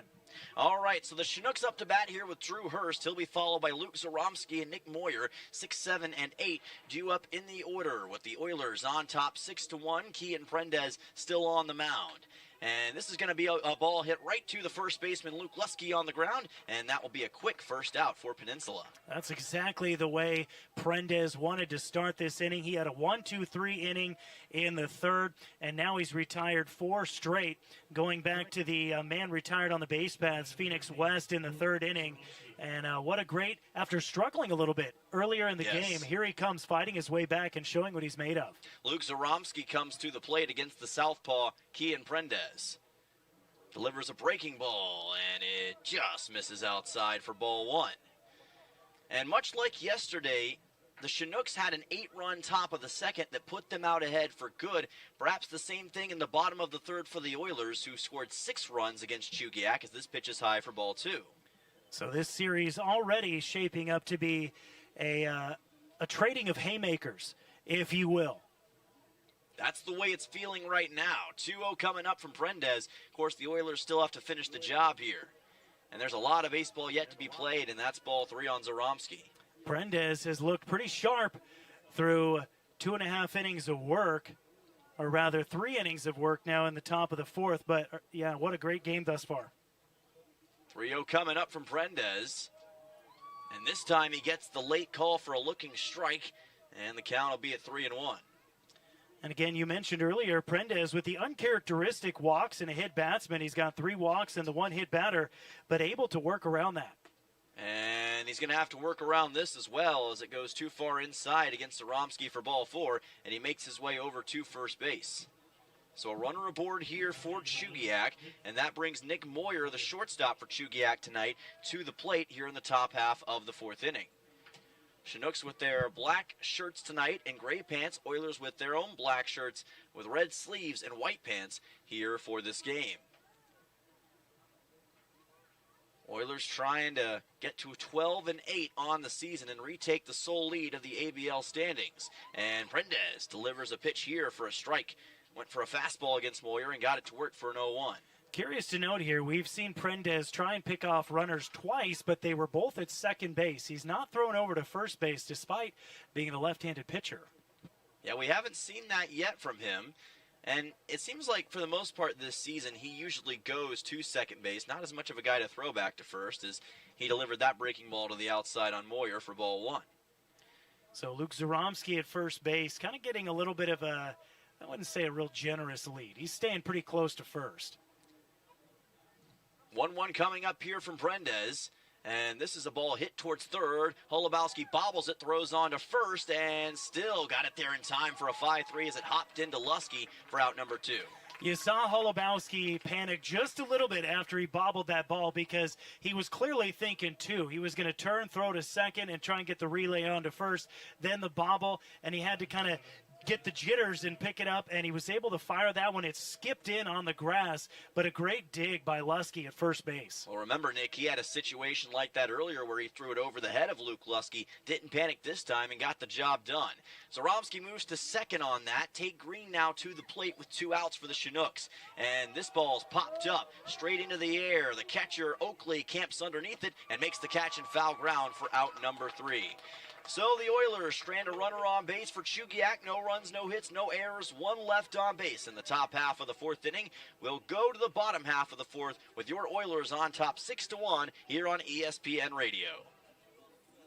Great news, Kenai. The Central Peninsula Kenai Health Center is expanding to better serve our community. We're proud to once again offer lab services, screening mammography, and bone density screenings all in one convenient location right here in Kenai. We're proud to bring these important services back to the Kenai community because everyone deserves access to quality health care close to home. Learn more at cpgh.org or call 907-714-4495. Central Peninsula Kenai Health Center, compassionate, personalized health care close to home.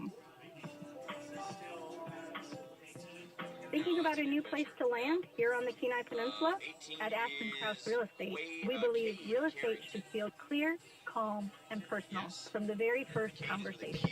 Whether you're buying your first home, moving across town, or preparing to sell, we guide you through every step with local knowledge and genuine care. Ashton Krause Real Estate at Jack White Real Estate, guiding you home with care.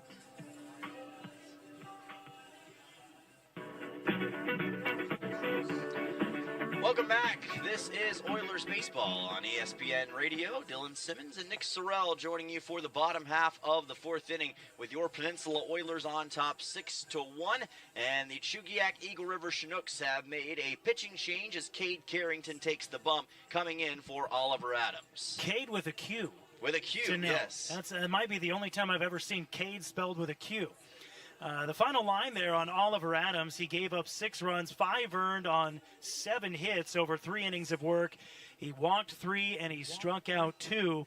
He was a little bit more effective in the first 2 innings, and then the bottom fell out in that 3rd inning. But I'd like to put that more on the shoulders of the Oilers getting it done at the plate. Well, they'd been knocking on the door in the 1st and 2nd, got it done in the 3rd inning. We'll see what Cade Carrington can do. He's already appeared against the Oilers once this season, back in that doubleheader about a week ago. Carrington, with 9 2/3 innings pitched on the year, a 2.79 ERA, has been used entirely as a bullpen guy and has 5 strikeouts on the season.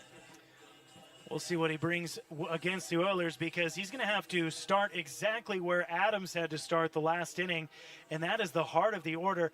I think that's the formula for the Oilers. Just try and get it to where you get the heart of the order up to start every inning. That's been the key for the Oilers in this game. If you could find a way to do that, then you'd absolutely be in business. Nolan Graw is going to try to keep it that way. 3, 4, and 5 due up in the order. 2 straight South Dakota State Jackrabbits to lead off Graw and Lusky, followed by Owen Musil. First pitch by Carrington is a curveball that misses inside for ball 1.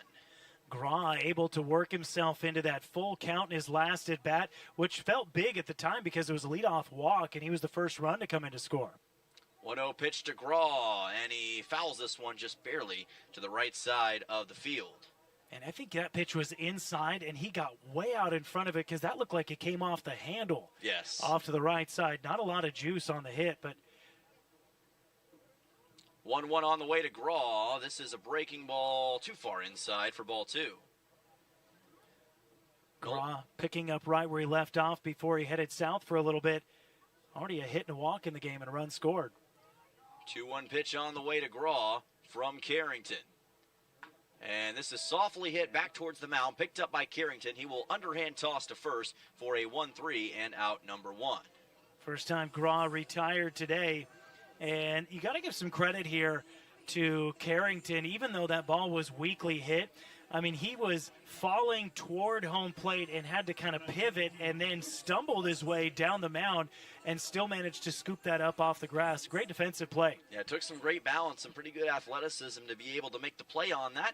Luke Lusky comes to the plate. Hey, we've already seen one home run for the Oilers. Maybe Lusky can provide a second one here, as this is a breaking ball for a strike delivered by Carrington. So big difference here between Adams and Carrington. Adams relying heavily on the four-seam fastball with a lot of speed behind it. We're seeing a lot of off-speed stuff already from Carrington. Lusky drives one towards center field, camping underneath it and making the catch is Butler for out 2. So quick 2 outs for Carrington. And I think this is a good move by the Chinooks coaching staff to get the Oilers on their back foot here. You're coming at them with speed. Now you're coming at them with less speed and more of the moving pitches. And so far, the Oilers going to need to adjust a little bit to it. Young head coach Easton Babe for the Chinooks this year has done a remarkable job of getting them into winning form, as this pitch is low from Cade Carrington. Babe is the youngest coach in the league, but he has taken the league by storm so far, has his Chinooks at 11-8. But Dave Dawson, another first-year head coach, has his Oilers in the same position as well. 1-0 on the way to Musil, who his last time up delivered a massive 2-run double for the Oilers, but he wants more right here. It was such a great hit from Owen, just pushing it to the right side, had a tailing action, just landed inside the chalk. 2-0 pitch to Musil, catches the outside corner for a strike by Carrington. You know, you got to think with a last name like Musil that there's baseball in your blood. Yes. Right? I mean that name has history with baseball. That it does, as the 2-1 becomes a 2-2. Again, a breaking ball that caught the outside part of the plate for Carrington. Has not been an entirely consistent strike zone, which is frustrating for hitters. You know, if you're calling them outside or whatever, if it's consistent, they're fine with that. Swing and a miss from Musil here on another Carrington breaking ball. That is strike 3 and out 3.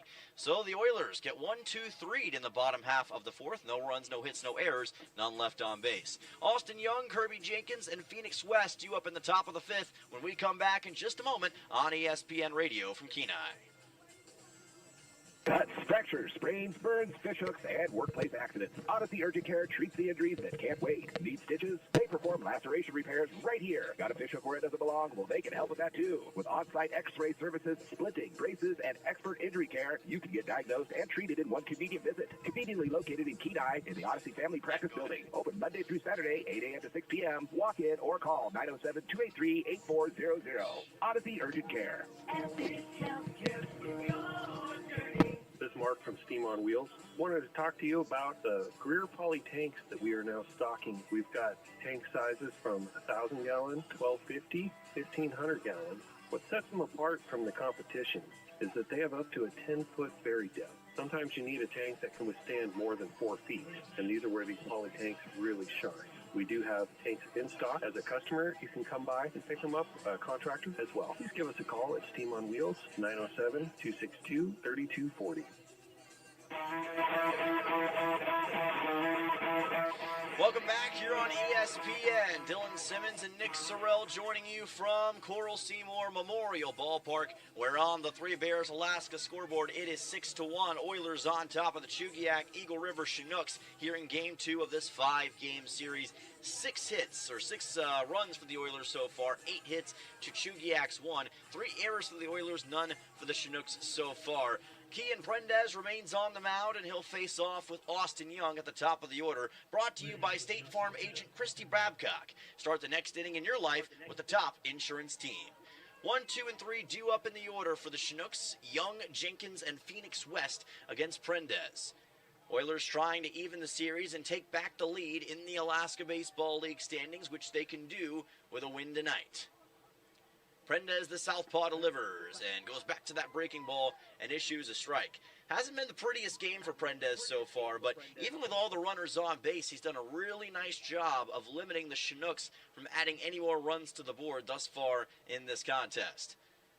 0-1 from Prendez. Breaking ball, yes, strike 2. It's another curveball, of which he's had plenty so far in this game.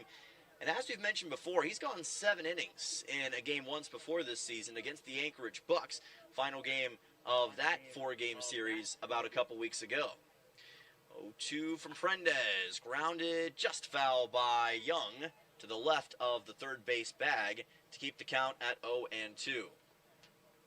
Oilers gave up an 8-run top of the second to the Chinooks yesterday. They've scored 6 runs in the bottom half of the third today, and now they're trying to keep their foot on the throttle here. Chugiak, not a team to go away quietly, though. 0-2 on the way to Young.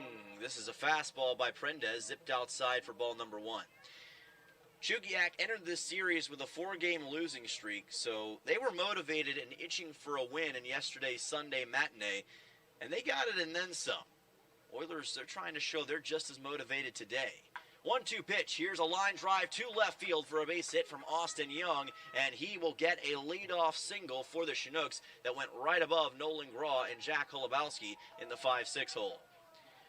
Runner aboard for the Chinooks. That's only their second hit of this game so far. Hard to believe.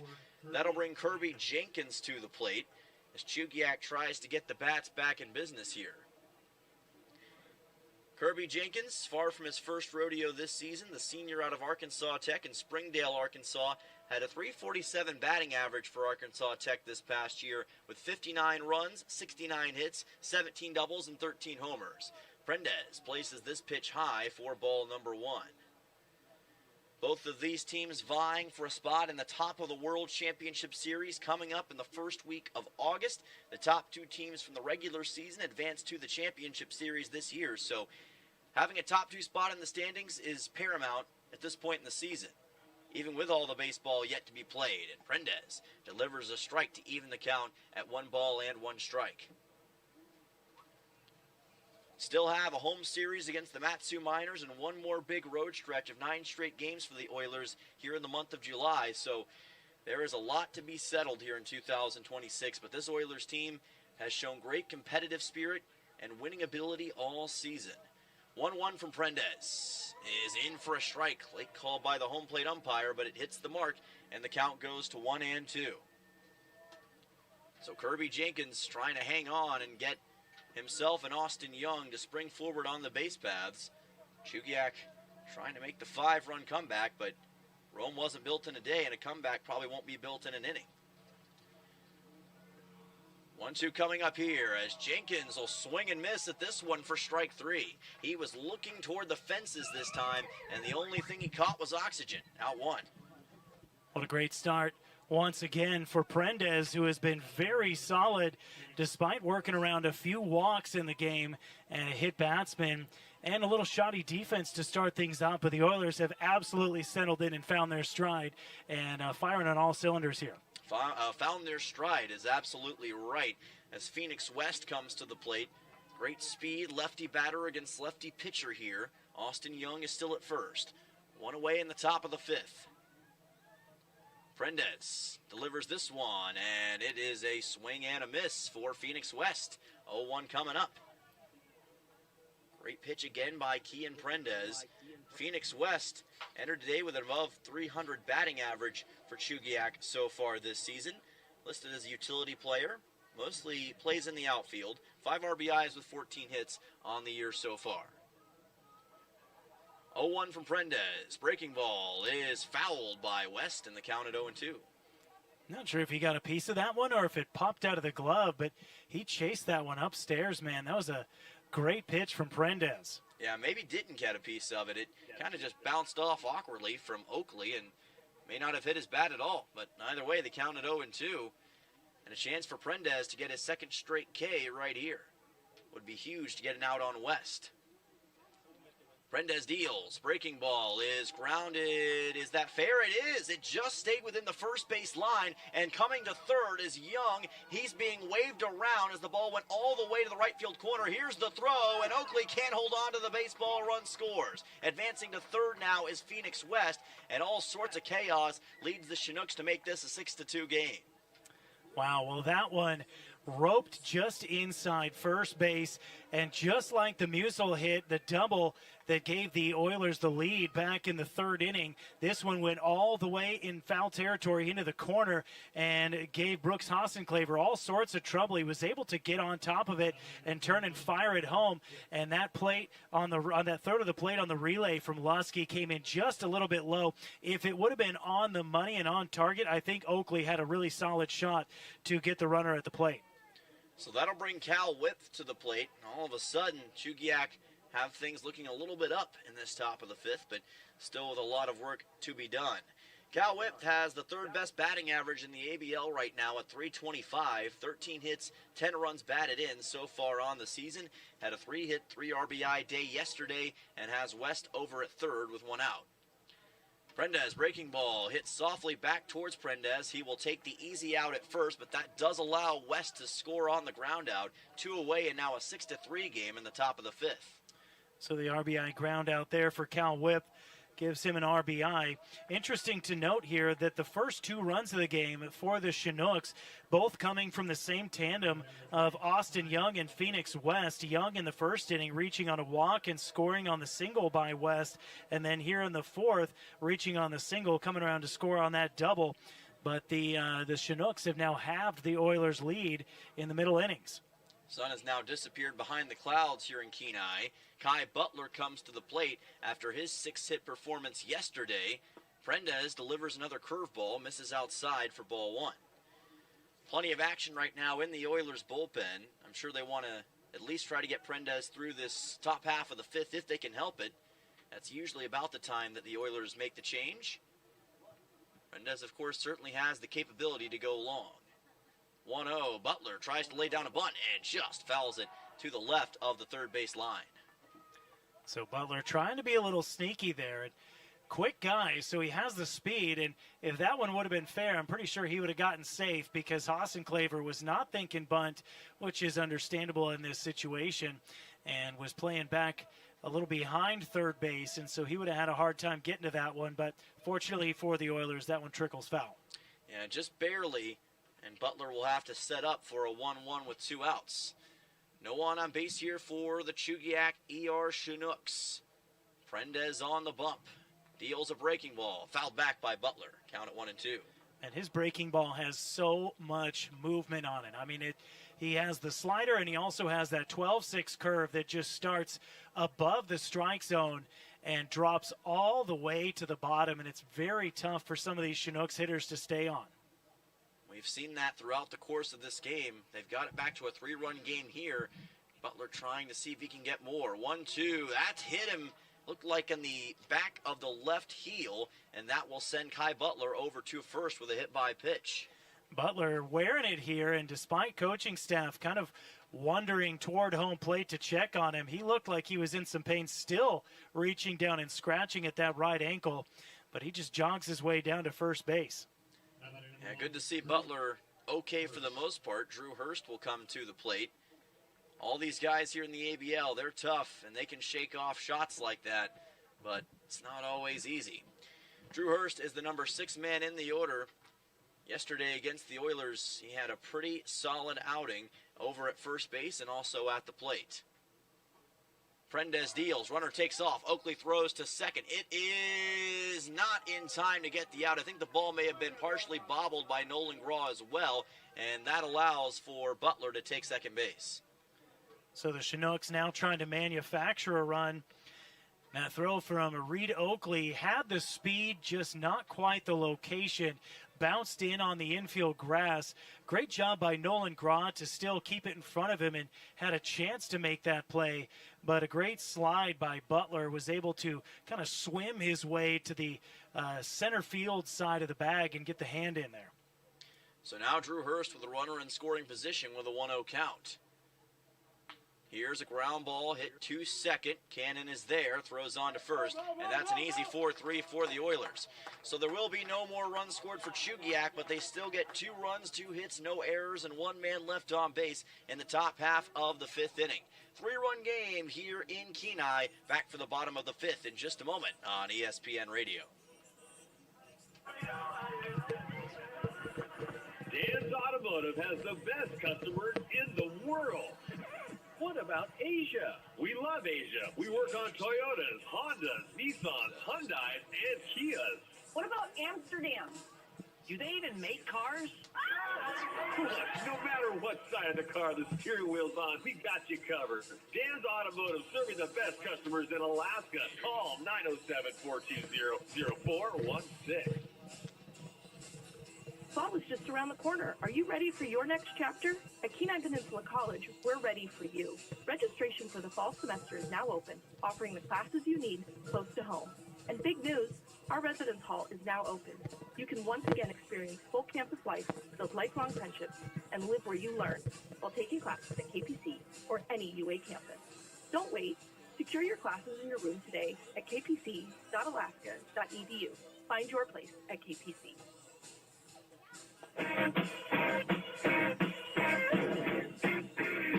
Welcome back here on ESPN. Dylan Simmons joining you as the Peninsula Oilers taking on the Chugiak-Eagle River Chinooks in game number 2 of this 5-game series.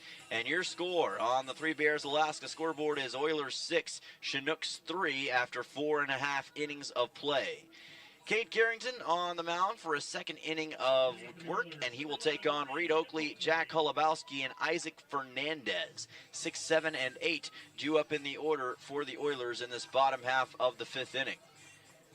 Oilers trying to pick up where they left off in the bottom half of the 3rd and get back in position to extend this lead, especially after Chugiak's response in the top half of the 5th just a moment ago.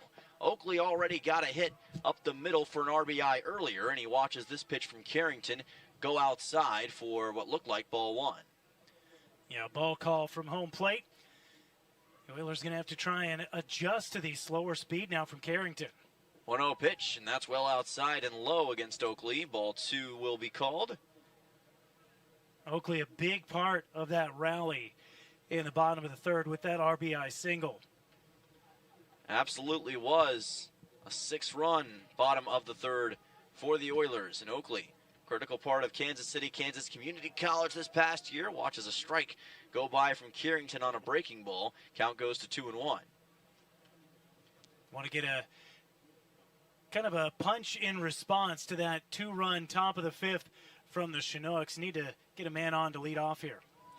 That's well inside for ball 3, and that's exactly right. The Oilers need some way to snatch momentum back because you don't want Chugiak to carry that over into the top of the 6th and then into the later innings.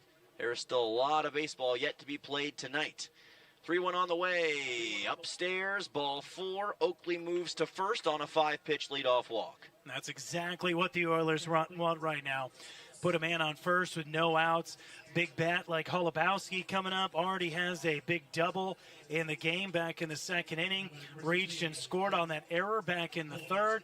So the big moment for the Oilers here, even though they have a 3-run lead, like you said, you want to make sure that you recapture the momentum and try and get the Chinooks back on their heels. Jack Holubowski can certainly do that. As you mentioned, already a double earlier. No outs here in the bottom of the 5th. Pitch delivered is low from Carrington for ball 1, and Young had to work to keep that ball in front of him. So Carrington, a lot more movement on the pitches than we were seeing from Oliver Adams.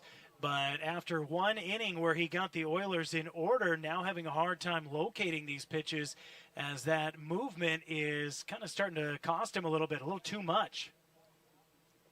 1-0 pitch coming up to Holubowski. And that is outside for ball 2. Oakley had a pretty big leadoff over towards first. Got back quickly before Young could make a throw. Early in the season, against the Pilots and then against the Bucks, the Oilers were very aggressive on the base paths. We haven't seen them trying to swipe any thus far here today, though. Yeah, they've been a little less aggressive when it comes to trying to steal base, as this is low for ball number 3 now on Holubowski. And all of a sudden, Carrington's control and finding the zone is really being thrown into question and it looks like Easton Babe may want to have a conversation about it. Right. I mean, this feels like a good time for a mound visit.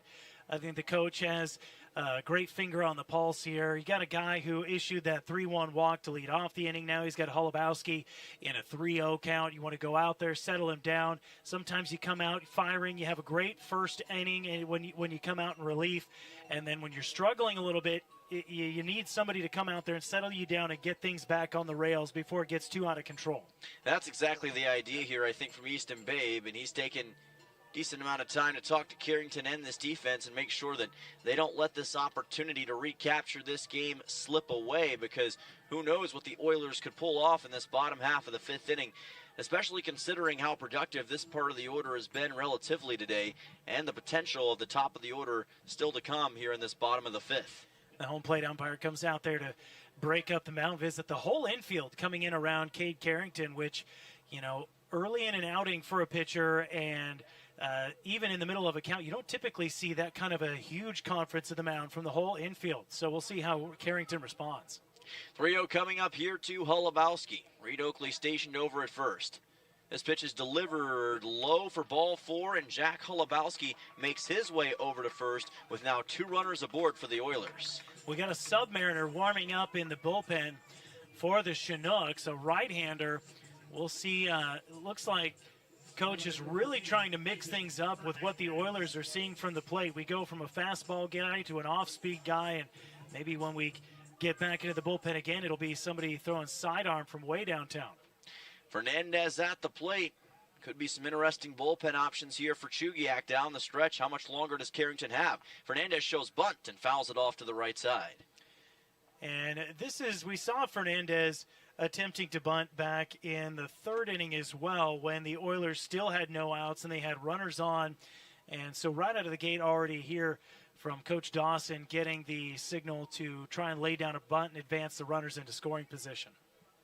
Yeah, Fernandez hoping to do it successfully this time. You'd prefer to do it on the third base line if you could. Doesn't show bunt here, and grounds one to the third baseman. Chance to turn 2 for the Chinooks. The throw to first is in time for the out. So it is a 6-4-3 double play to get out Jack Holubowski and Isaac Fernandez. Reed Oakley advances to third, and now 2 away in the bottom of the fifth. So that was a bit of a momentum killer for the Oilers. Now they've got Cannon in the number 9 spot. But they do have a runner at third base as Oakley worked his way over to the left side of the diamond. And this feels like a big at-bat. You don't want to give Carrington the chance to get himself off the hook after those 2 leadoff walks. So now it's Shane Cannon to the plate, looking for a shot here from the 9-hole. Had a big double yesterday against Chugiak early in that game. And grounds one toward the third baseman here, and he bobbles the baseball. That's going to bring in a run for the Oilers. It's an E5 that puts Cannon on first and sends Oakley home, and the Oilers extend their lead to 4 runs. And as the throw is misplayed over to first, Cannon advances to second. So that's actually 2 errors then on that play. We got an E5 fielding error on Drew Hurst, the third baseman. And then do we score that a throwing error or a catching error by Zoromsky, do you think? I think we have to go with a catching error there as best I could tell. Looked like Zoromsky may have misplayed it, and it allows Cannon to get to second. Wow, so a big break for the Oilers. A run comes in to score. They now lead 7-3. And here's the big man, Hassenclaver, back at the top of the lineup with a man in scoring position and 2 outs. So Brooks Hassenclaver to the plate as this pitch is delivered, and it's low for ball 1. That's a big swing of momentum back to the Oilers. We were talking about it a second ago. Well, that's pretty massive. Yeah, Hassenclaver has yet to be retired by a Chinooks pitcher. Single, walk, and a big home run. And that's low for ball 2. Not sure why Hurst in that situation decided to go ahead and try to throw on to first. Didn't look like there was any shot to get Cannon out, but I guess in a way, Nick, it's almost a reactionary thing at that point. Yeah, Hurst took a step to his left, and that ball took a weird spin when it hit the dirt and went to his right. Strike down the middle. But Hurst, when he had to kind of pivot and try and play that one, it was right on top of the bag. It was a tough place to play it. and already you're going to have to throw across your body, across the diamond. And so that was what led to the fielding error. But, yeah, again, not sure what the thinking was in trying to throw that onto first base. 2-1 with 2 outs. Hasenclever already with a huge home run shot earlier in this game. Faces a 3-1 hitters count here after the ball delivered by Carrington.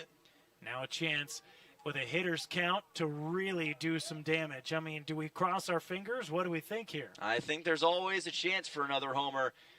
I'm sure folks here are on the edge of their seats watching this. 3-1, Hasenclever swing and a miss for strike 2. He was thinking deep right field on that swing. That was a daddy hack right there. So the count fills up. And you know, as a pitcher, if you're a member of the Chinooks right now, you've got to be careful when you see 28 staring at you from the batter's box. 3-2 coming up with Cannon at second. Carrington delivers. And called strike 3. Don't see that very often against Brooks Hasenclever. That will put an end to the bottom half of the 5th inning. But the Oilers do bring a run across. No hits, 2 errors, 1 man left on base. 7-3 Oilers up on the Three Bears Alaska scoreboard. Luke Zaromsky, Nick Moyer, and Tate Green due up for the Chinooks when we come back to the top of the 6th in Kenai on ESPN. Looking for the toughest trailers and equipment on the Kenai? Head to White Spruce Trailer Sales on K Beach Road. Your local dealer for TYM tractors. That's right, they have TYM tractors and implements. Anything from TYM pallet forks, box blades, snow removal, and more. Built to work as hard as you do. From sales to service, they've got the parts you need to keep your equipment running strong all year long. Speaking of service, White Spruce offers a full-service shop with special discounts for commercial companies because supporting local businesses matter. Looking for a solid job with great pay and room to grow? Dam Construction and Roofing is hiring roofers and general laborers across the Kenai Peninsula. They offer competitive pay based on experience, overtime opportunities, paid sick leave, and full-time seasonal work. No experience? No problem. If you're dependable, motivated, and ready to learn, they'll provide the opportunity. Join one of the Kenai Peninsula's fastest-growing roofing companies. Call 907-262-3996 today or visit dambuilt.com. Dam Construction and Roofing, building careers one roof at a time.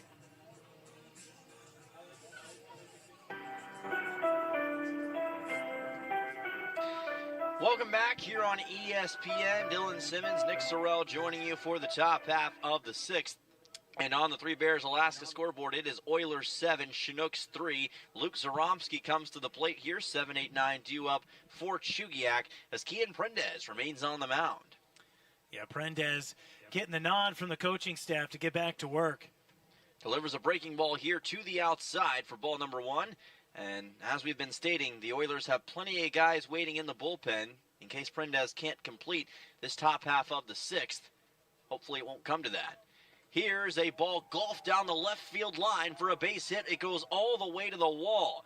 Running for second is Zaromsky. He'll get there standing up. A leadoff double for the Chugiak-Eagle River Chinooks here in the top of the 6th, delivered by Luke Zaromsky.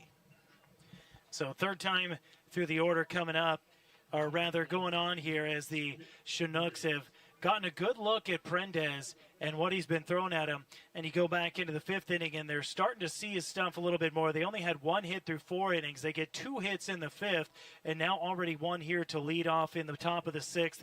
And both of the 2 of the last 3 hits all have been doubles. So Nick Moyer coming to the plate here for Chugiak, and like you mentioned, a lot of extra base shots for Chugiak as of late. Prendez goes off speed for a strike, counted 0-1. And that's what the Chinooks, I think, are starting to sit on these off-speed pitches, which if you can drive off that back leg and really get into something off-speed, especially if it's coming down like a breaking pitch, you can get those doubles. Prendez taking his time on the 0-1. Delivers a breaking ball to the outside, and the count evens at 1 ball and 1 strike for Moyer.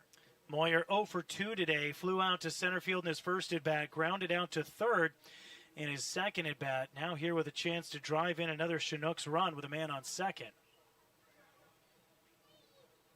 Prendez, the southpaw, facing off with Moyer. Number 8 man in the order. Breaking ball fouled directly into the netting, and that will bring the count to 1-2. And I think this is something that the Oilers need to be ready for. You got to be on your toes a little bit, especially the middle infielders with Cannon and Graw up the middle. As you're starting to see more contact coming from these Chinooks hitters, just be ready for that. Yeah, on average, they've made a lot more contact in these 5th and 6th innings so far. 1-2 coming up here from Prendez. Delivers this one for strike 3. Absolutely froze Moyer with the fastball. And we said that the Chinooks were starting to sit on the off-speed stuff, and Prendez right there makes them pay by going off-speed, off-speed, off-speed, and then firing a four-seam right down Main Street, man. That's a fantastic pitching combination, and that's great recognition by Kian Prendez to get the K. Tate Green now to the plate, the 9-hole hitter for the Chinooks. Luke Zaromsky is still at second. Prendez looking to keep him right there and not move him for the rest of this frame. Prendez takes a close look back at second base. Now a bunt is attempted but missed by Tate Green, and that will bring the count to 1-0, I believe. Yeah, he pulled back just in time. That one looked like it. Now they appeal, actually, to the – that's interesting. What was that appeal to? Home plate umpire appealed to the field umpire, and it does end up being a called strike. So it will be a 0-1 count here for Green after that odd exchange. It was very close as to whether or not Green got the bat away, but it is an 0-1. And there's no doubt about that one. Swing and a miss for strike 2.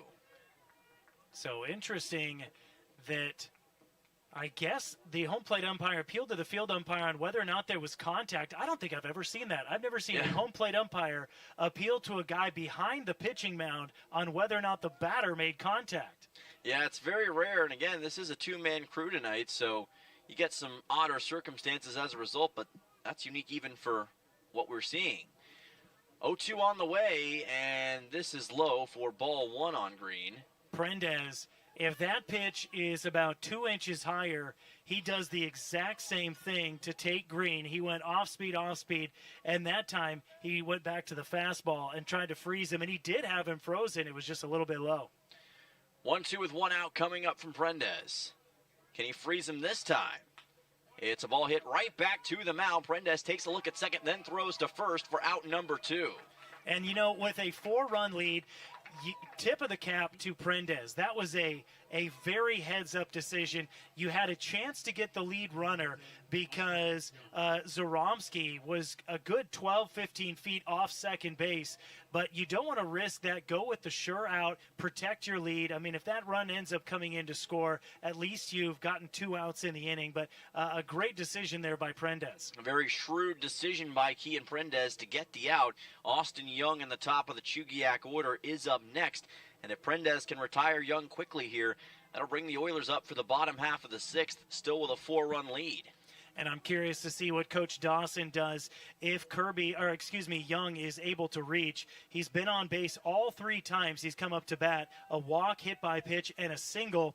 And after that, you get into the heart of this Chinooks lineup and whether or not Coach Dawson would leave Prendez in there. This feels like Prendez's last batter either way. We'll see if that does come to pass for Prendez. And another strike, counted 0-1 here on Young.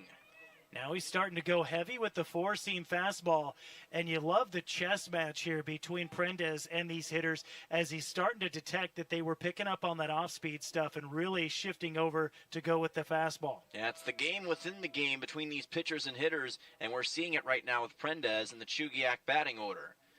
0-1, chopper to the left side on the ground. Holubowski there, but cannot make the throw to first because he was already on the ground and couldn't get up in time to get out Austin Young. It's an infield single, 2 aboard for the Chinooks. And so, I mean, a great play by Holubowski to make that diving save, and it's a tough decision there because typically that is the third baseman's ball. If you're running to your left toward first base and you can get to it, you take that ball. The fact that he had to dive, I think if Graw plays that ball, even on the backhand, he can probably make that out.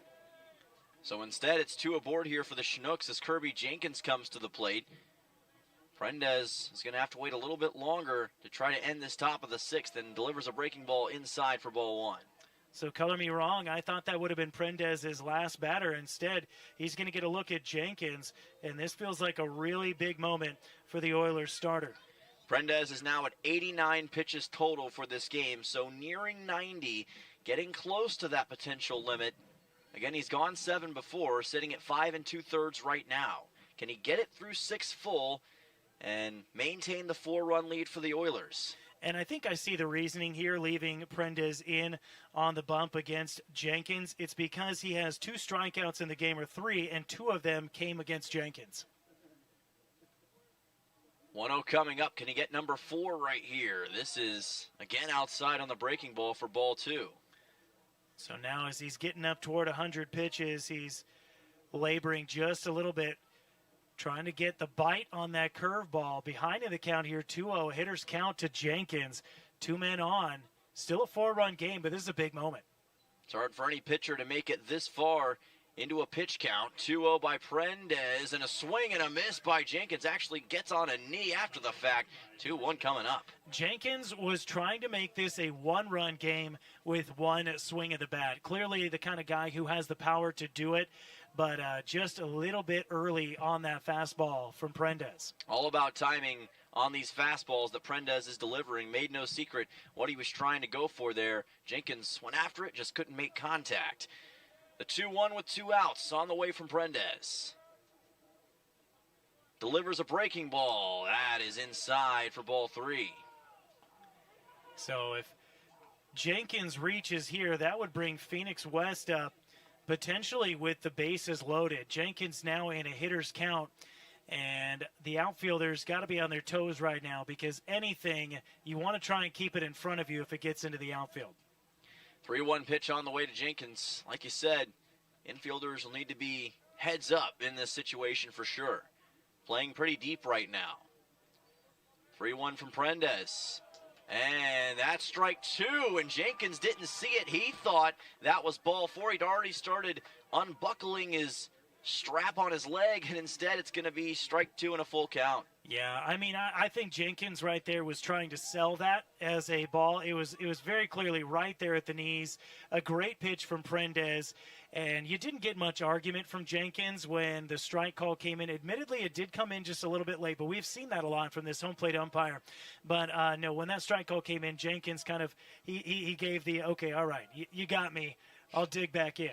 Now a full count. It was a good effort by Jenkins, but a payoff pitch on the way here for Prendez. And this could be the moment he was looking for to strike out Jenkins and get this thing to the bottom half of the 6th. 3-2 on the way to the 2-man in the order. Payoff pitch, breaking ball, chopped foul to the left side. Count stays full. And that breaking ball feels like a great setup right here. Jenkins has not been on Prendez's fastball this at bat. So a good setup there from Prendez with that curveball. Let's see if he goes back to the fastball here and tries to get Jenkins right there, maybe low in the strike zone. 3-2 on the way from Kean Prendez. Delivers. This is fouled again, just barely by Jenkins to the left side. Just got the smallest piece of that baseball to stay alive, and the count remains 3-2 with the 2 on and 2 outs. And again, Prendez relying on that off-speed pitch. I'm curious to see if and when he will go back to the fastball. It has been his go-to pitch in these strikeout situations this inning. Jenkins, the senior outfielder, with a .211 average, total of 8 hits on the season, looking for number 9 right here. Prendez goes for the fastball, but it was too low. It's ball 4. Bases juiced for the Chinooks.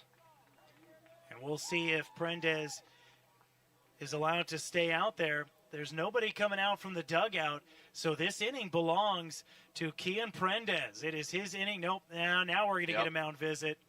As expected, here comes Dave Dawson, and I can understand this. Probably wanted to see if Prendez could make it through the 6th inning, but doesn't look like it's going to happen today. Still a great effort from Kean Prendez, all things considered, but the Oilers will make their first pitching change of the game, and we'll see who makes their way out of the bullpen. Oilers up 7-3 in the top of the 6th. Back in just a moment on ESPN. The World Cup's coming and everybody's talking defense. Here's a strategy that works long after the final whistle. If your family is complete, a no-needle, no-scalpel vasectomy is a safe, effective move. If you're done building your team, it may be time to strengthen your defense. Dr. Alvarez can perform your procedure in Soldotna or Homer. It's quick, comfortable, and a whole lot easier than chasing toddlers into extra time. Don't leave your future up to a lucky bounce. Call Peninsula Surgery and Aesthetics 907-235-1010 and schedule your no-needle, no-scalpel vasectomy. Score some peace of mind and enjoy the games. When you've been involved in an accident or suffered at the hands of someone else's negligence, we can help you assess whether you need an attorney and whether we can add value to your case. This is a small community, and we want to make sure that our community members are taken care of. We offer free consults to help you determine what insurances might be available, provide a full and fair recovery for you, and whether we can add value to your case. Call us at Earhart, Elsner, and Cooley to schedule a free consult. 907-283-2876.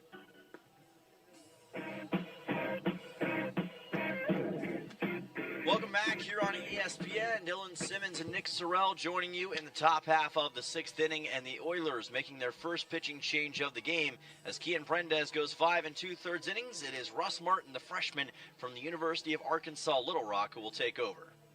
Yeah, Prendez just could not quite shut the door on the Chinooks here in the top of the sixth inning, but give him a ton of credit for hanging in there. Going into the fourth time through the lineup, it's really hard to go through a lineup 4 times I would say in modern baseball, because hitters are very much trained to get an eye on pitchers, and when you start to see them 3 and then 4 times, you're really starting to get on top of whatever they're bringing. And Prendez, he pivoted, made a nice adjustment in that sixth inning, starting to use the fastball more strategically to freeze some of those Chinooks hitters, but just could not quite shut the door. Had a 3-2 count to Kirby Jenkins. Did go to the fastball, but couldn't quite locate it. And so now the base is juiced for Phoenix West. And here comes Russ Martin, and what a huge moment to come into. Yeah, it is absolutely a massive moment with the bases loaded and 2 outs. Martin with 12 1/3 innings pitched on the season. He's given up 19 hits and has 13 total strikeouts in his 12 1/3 so far this year. Phoenix West at the plate, not an easy guy to deal with to start off your appearance. Martin's first pitch is a fastball, and he zips it in low for ball 1. So now you see Coach Dawson making a similar adjustment to what we saw from the Chinooks. You go from a guy that doesn't have the kind of speed and relies more on the off speed, and now they've got a guy with heat coming in with Martin. 1-0 pitch up here from Martin.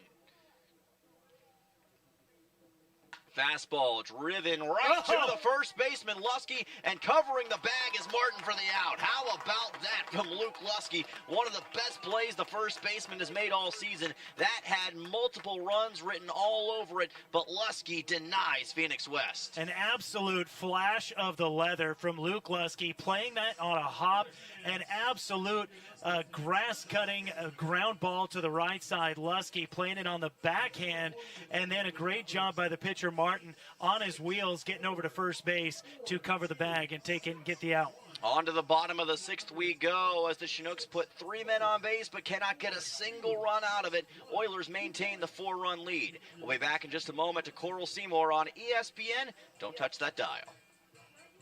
When you've been involved in a car accident, getting healthy is the most important thing. Having an advocate that can go out and get a full and fair recovery for you should not be something that you have to worry about. When people have been injured and suffered catastrophic injury or huge medical bills, other insurance companies can come and try to reduce your recovery. It's imperative to have someone that knows how to fight with these insurance adjusters look out for your interests. At Earhart, Elsner, and Cooley, we want to add value to your case to ensure a maximal, fair recovery. Hello, I'm Marty Hansen, owner and manager of Eyewear Express. Have you ever bought new glasses for your little darling and they're lost or twisted into a figure 8 before you even get home or take that first picture? If you got that Eyewear Express, we'll replace the frame for free. Let me say that again. If they lose or break the frame, we'll replace it for free.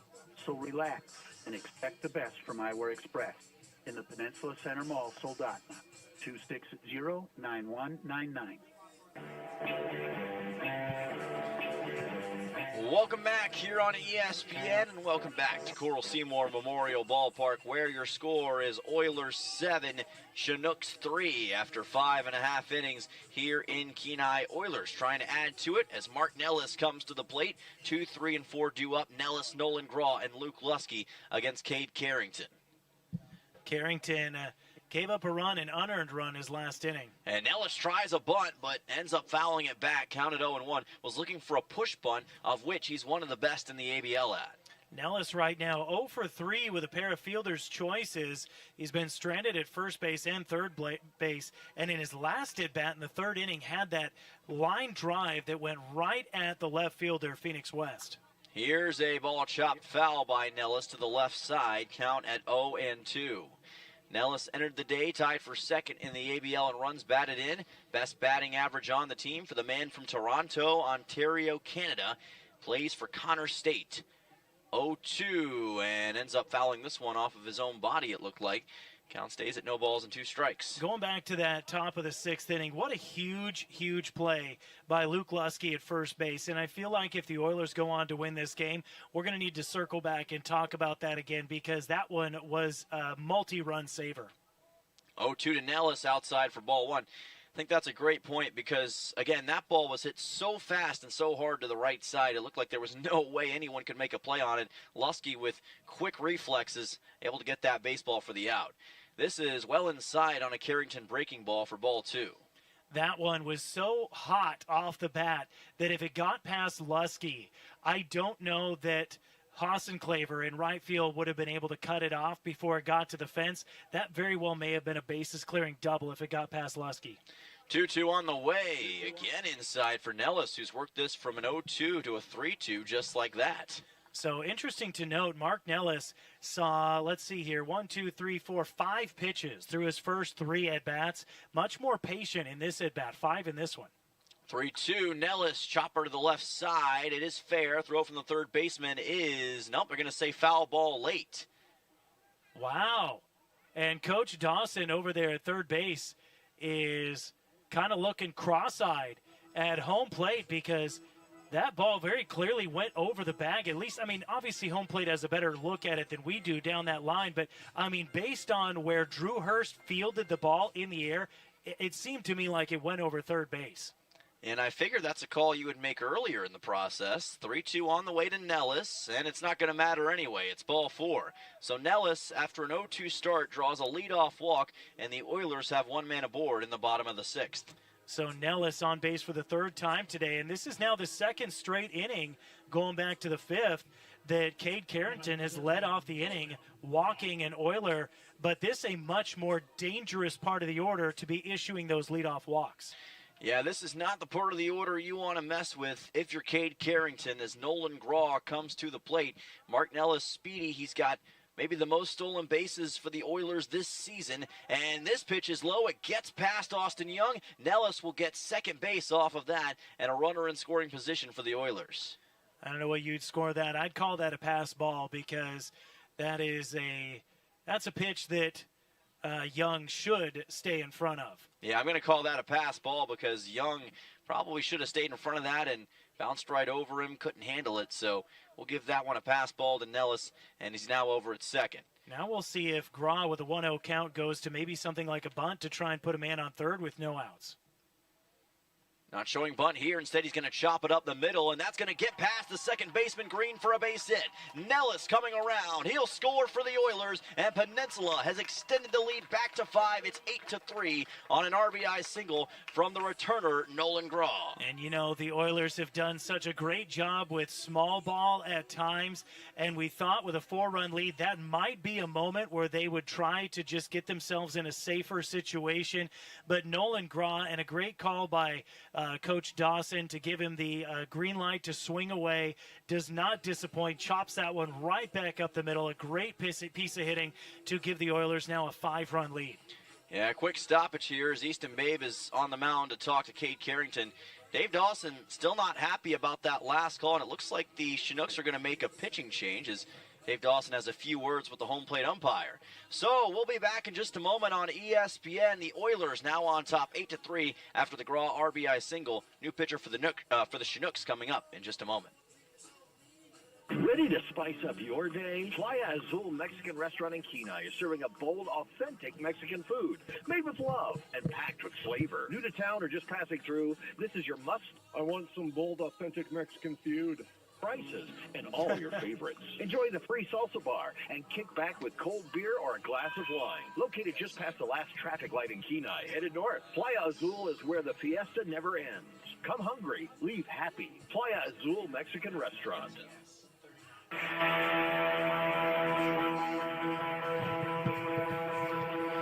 Welcome back here on ESPN. Dylan Simmons, Nick Sorrell joining you as Paul Whitcup takes the mound for Chugiak. He is the third pitcher of the game, and he'll make his way in for Cade Carrington. And he is a sidearm pitcher, which could present an interesting challenge for Luke Lusky in a moment. And, earlier in the season, it was, I think it was you and I, or maybe it was Tucker and I in here. We were kind of discussing when you get these sidearm guys that go way down low, do you call that a submariner or do you call it a submariner? I've heard it mainly a submariner, but I will say I've heard it both ways on different occasions. So I've mainly heard submariner, but I could see the case for submariner as well. I don't think there's a wrong way to say it necessarily. I think as long as you understand the purpose behind it, it's right. Okay.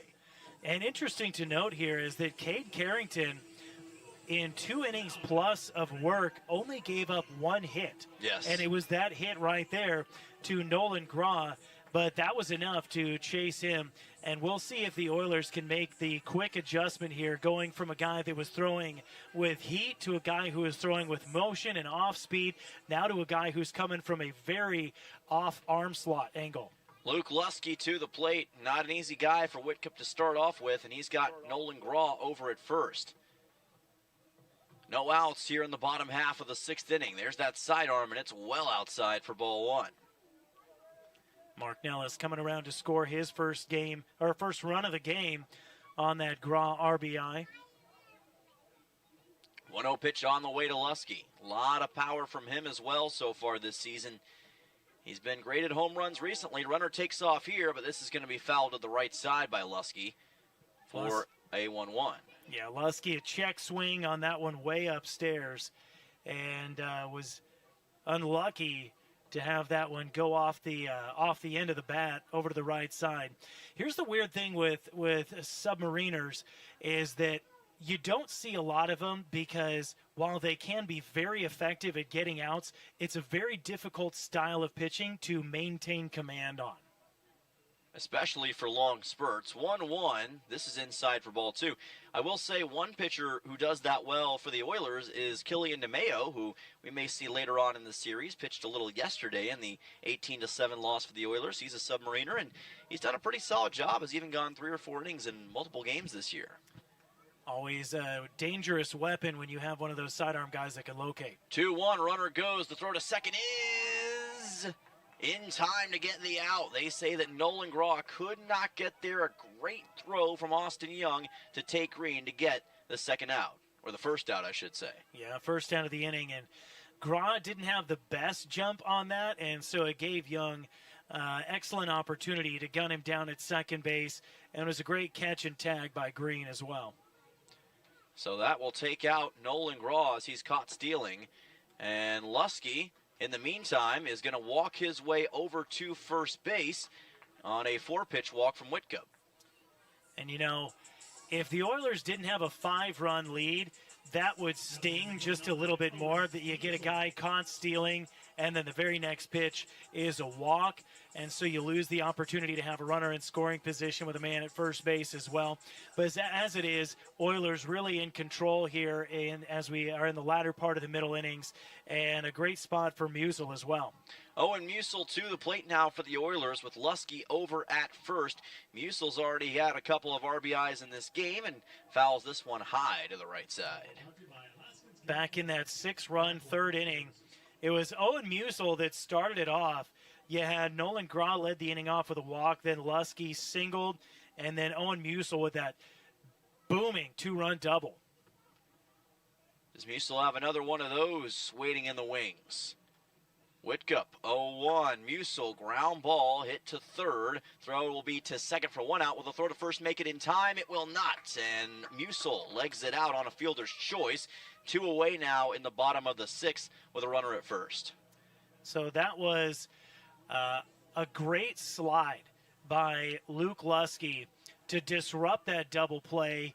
Didn't really get he stayed right on top of the base. You can even see there's a whole lot of dirt on the bag where Lusky slid right over the top of it to prevent Green the opportunity to turn and make the throw to first base. And I think if Lusky doesn't have that kind of intrusive slide, Green probably is able to turn on that. His throw as it was bounced in, it skipped in, and I think that's what we're getting here from the coach from the Chinooks talking to the field umpire is whether that was a legal slide, but I think it very clearly was. Yeah, it looked like a legal slide from our vantage point, and it was fortunate for the Oilers to get Musil over to first and keep the bottom of the 6th alive.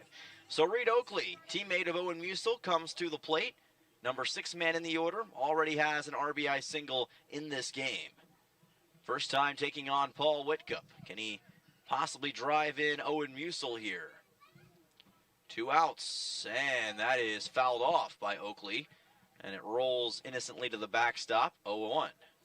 That was a pitch to hit. I mean, it wasn't quite middle, it was middle up. But again, that sidearm movement and that delivery from such a low slot kind of had Oakley fooled a little bit, and he check swung and just got a piece of it. 0-1 offering from Whitcup coming up. Delivers and places it outside. Count evens at 1-1. And that's the other interesting thing with the sidearm action is a two-seam fastball looks radically different coming from a sidearmer than it does from, a traditional pitcher. And so that one almost has kind of a breaking or a sinking action to it, which is still somewhat of a two-seamer. 1-1 pitch on the way, and this fastball is perfect for strike 2. Looking strike on Oakley, and perhaps Whitcup can get out of the bottom of the 6th with no more runs given up to the Oilers. Yeah, the Oilers that caught stealing right now really kind of looming there as they would at least have a man in probably on third base. 1-2 to Oakley. Here's a fly ball hit towards the gap in right center field, and it's up there just enough for Jenkins to make the catch for out number 3. So that will leave one man on base for the Oilers. They get 1 run, 1 hit, and no errors in the bottom half of the 6th. We'll go to the top of the 7th. Nick Sorrell will take you the rest of the way home. Oilers up 8-3 here in Kenai. Back in just a moment on ESPN.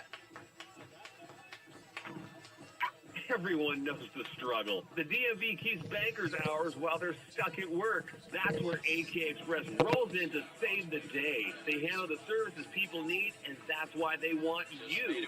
Open until 6 p.m. Monday through Friday and Saturdays 11 to 3. AK Express makes busy schedules easier. Conveniently located at the corner of K Beach and West Poppy Lane. Next to Everybody Rides Again. AK Express, where convenience is king. Let's go fishing. Let's go see Alaska. Whatever your adventure is, Three Bears Alaska is here to help your adventure. They're a one-stop shop with easy-to-get in and out fuel pumps. Great for RVs, boats, campers, recreational trailers, work trailers, pretty much anything. And with locations in Cooper Landing, Sterling, Kenai, and the Milchick, you're on your way. Three Bears also has groceries for your adventure, fishing and camping gear, a liquor store, ice and fishing licenses as well. For your next adventure, stop by Three Bears Alaska.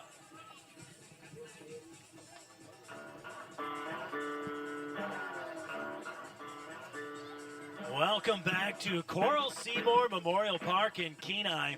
We go to the top of the 7th inning. Nick Sorrell here with you alongside Dylan Simmons, our broadcast producer. Back in our K-Beach studio is Caleb Manuel. Wherever you may be and however you may be consuming your baseball tonight, we are so glad to have you as a part of the broadcast. Dylan, thanks for getting us through the middle third of the innings, and you held the lead, sir. You held the lead. We had a 5-run advantage when I handed it over.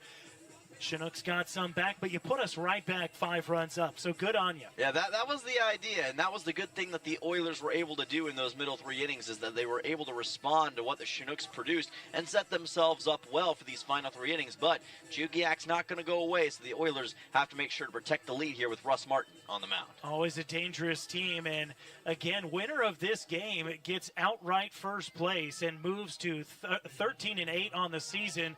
Loser will fall to 12 and 9. 12 and 8. 12 and 8. Yes. On the season. And so it's Russ Martin back on the mound. Got the Oilers out of that bases loaded jam. Came in relief and got that was Phoenix West to ground out. He's going to have Cal Whip, Kai Butler, and Drew Hurst to lead things off here. First pitch to Cal Whip misses down and away for ball 1. The clouds have nestled their way in over off the right field line, covering up the sun. We did have shadows stretching toward home plate. There's a fastball that tails in on Whip, and the count now 2-0 on the cleanup hitter for the Chinooks. He's 0 for 3 tonight, grounded into a double play, grounded out to third, and grounded back to the pitcher. Takes a fastball high and tight, and he's way ahead of Martin now, 3-0. Got a final in the Miners Glacier Pilots game. Matsu wins 14-3 at Mulcahy Stadium. Wow, so the Pilots continue to struggle this season. Yeah, that's lost 14 for them. Here's a 3-0 pitch, and the green light swing from Cal Whip, and he waves and misses. Count 3-1. You know, when you're trailing by 5 runs and you're going into the latter third of the innings, I mean, you got to start generating your offense from somewhere. That's right. The aggressiveness naturally ticks up at that point. Here's a 3-1. That's a fastball that's fisted. It's a pop-up off to the left side in foul territory. That is Holubowski, who will take a couple side steps to his right and glove it for the first out of the inning. You know, that's got to be disappointing for the Chinooks here, because you had a 3-0 count and what looked like an automatic runner at first in Cal Whip. You go from that to a quick out on Whip, and already no leadoff runners with 1 out. Butler coming up next. So you may still get some hits here, but just feels like a missed opportunity early. And just 1 hit right now between the 2, 3, 4, 5 hitters for the Chinooks. The Oilers pitching has done a great job. First pitch into Butler, bounces in for ball 1. Yeah, and it hasn't all been perfect today for Peninsula, but this is worlds better than what they had going on yesterday. They've just done a lot better at preventing the Chinooks from capitalizing and scoring runs, and they've allowed a few runners on base with walks and free passes in general, but they haven't let it consume an inning so far. And the Oilers have done such a fantastic job rallying back from early miscues. There's a swing and a miss on the 1-0 pitch to Butler, and count evens up, a ball and a strike. Again, in those first 2 innings, they had 3 errors, 4 walks, and a hit batsman. Only allowed 1 run to come across. Chinooks could not capitalize. 1-1 pitch, high and away, and the count now goes to 2-1 on Kai Butler. Yeah, and coaches will tell you, if you don't capitalize in those moments, it usually comes back to haunt you later in the game. And if Chugiak does go on to lose, that's going to be what they look back on and say, we could have had a shot there. Butler is 0 for 1 today. He's been on base twice. Now he grounds one sharply. Takes a big hop off the infield grass lip, but well played by Graw, and he flips on to first base for the out, and there's 2 away. We've seen shortstops in that same position this year misplay the baseball whenever it takes that odd hop off the lip of the infield. But Graw, coming back first game back in probably a month or so, says no problem, handles it easily for the out. You know, the first ball in play today was right there to Graw, and he misplayed it. He picked up an error, and that led to a Chinooks run. But, boy, has he reasserted himself defensively. Here's Drew Hurst, first pitch to him from Martin, misses up and away for ball 1. Or no, it's a called strike. Yeah, naturally you're going to be a little rusty coming back after this much time off. But Graw has readjusted very well and very quickly. There's a fastball that goes zooming down and in. And it's a ball and a strike on Drew Hurst, who is 0 for 3 today. Flew out to left field in the first inning, grounded out to first in the 4th, and out to second in the 5th inning. And that was actually the end of a threat when the Chinooks had brought across 2 runs. Now he fists one high and out of play off to the left side. The count is a ball and 2 strikes. Martin looking for a clean sheet in the 7th inning. 1 strike away, base is empty, Oilers on top, 8-3. Martin, long set. Now comes set at the chin and delivers right down the middle, that looked like, and it's instead called a ball. Hurst on the check swing. Where was that one? Yeah, it was going to depend on whether or not it was too far inside, and I guess the home plate umpire thought it was. Looked like a strikeout from here, but again, we're not the guy with the great view over there near home plate. 2 balls, 2 strikes, 2 outs, nobody aboard. Here's a 2-2. That one also tails inside, and it's a full count on Drew Hurst. Oilers have just one 1-2-3 inning today, and that was in the third, and that was actually a leadoff walk that was erased on a caught stealing. And the next 2 batters retired by starter Kian Prendez. 3-2, and that one is a looping ground ball, gloved by Graw. He'll throw on the move, and it's in time. And there we go, 1-2-3, go the Chinooks in the top of the third, and the Oilers hang on to that 8-3 lead. We go to the bottom of the 7th. It's your 7th inning stretch here on ESPN Radio. Looking for the toughest trailers and equipment on the Kenai? Head to White Spruce Trailer Sales on K Beach Road. Your local dealer for TYM tractors. That's right, they have TYM tractors and implements. Anything from TYM pallet forks, box blades, snow removal, and more. Built to work as hard as you do. From sales to service, they've got the parts you need to keep your equipment running strong all year long. Speaking of service, White Spruce offers a full-service shop with special discounts for commercial companies, because supporting local businesses matter.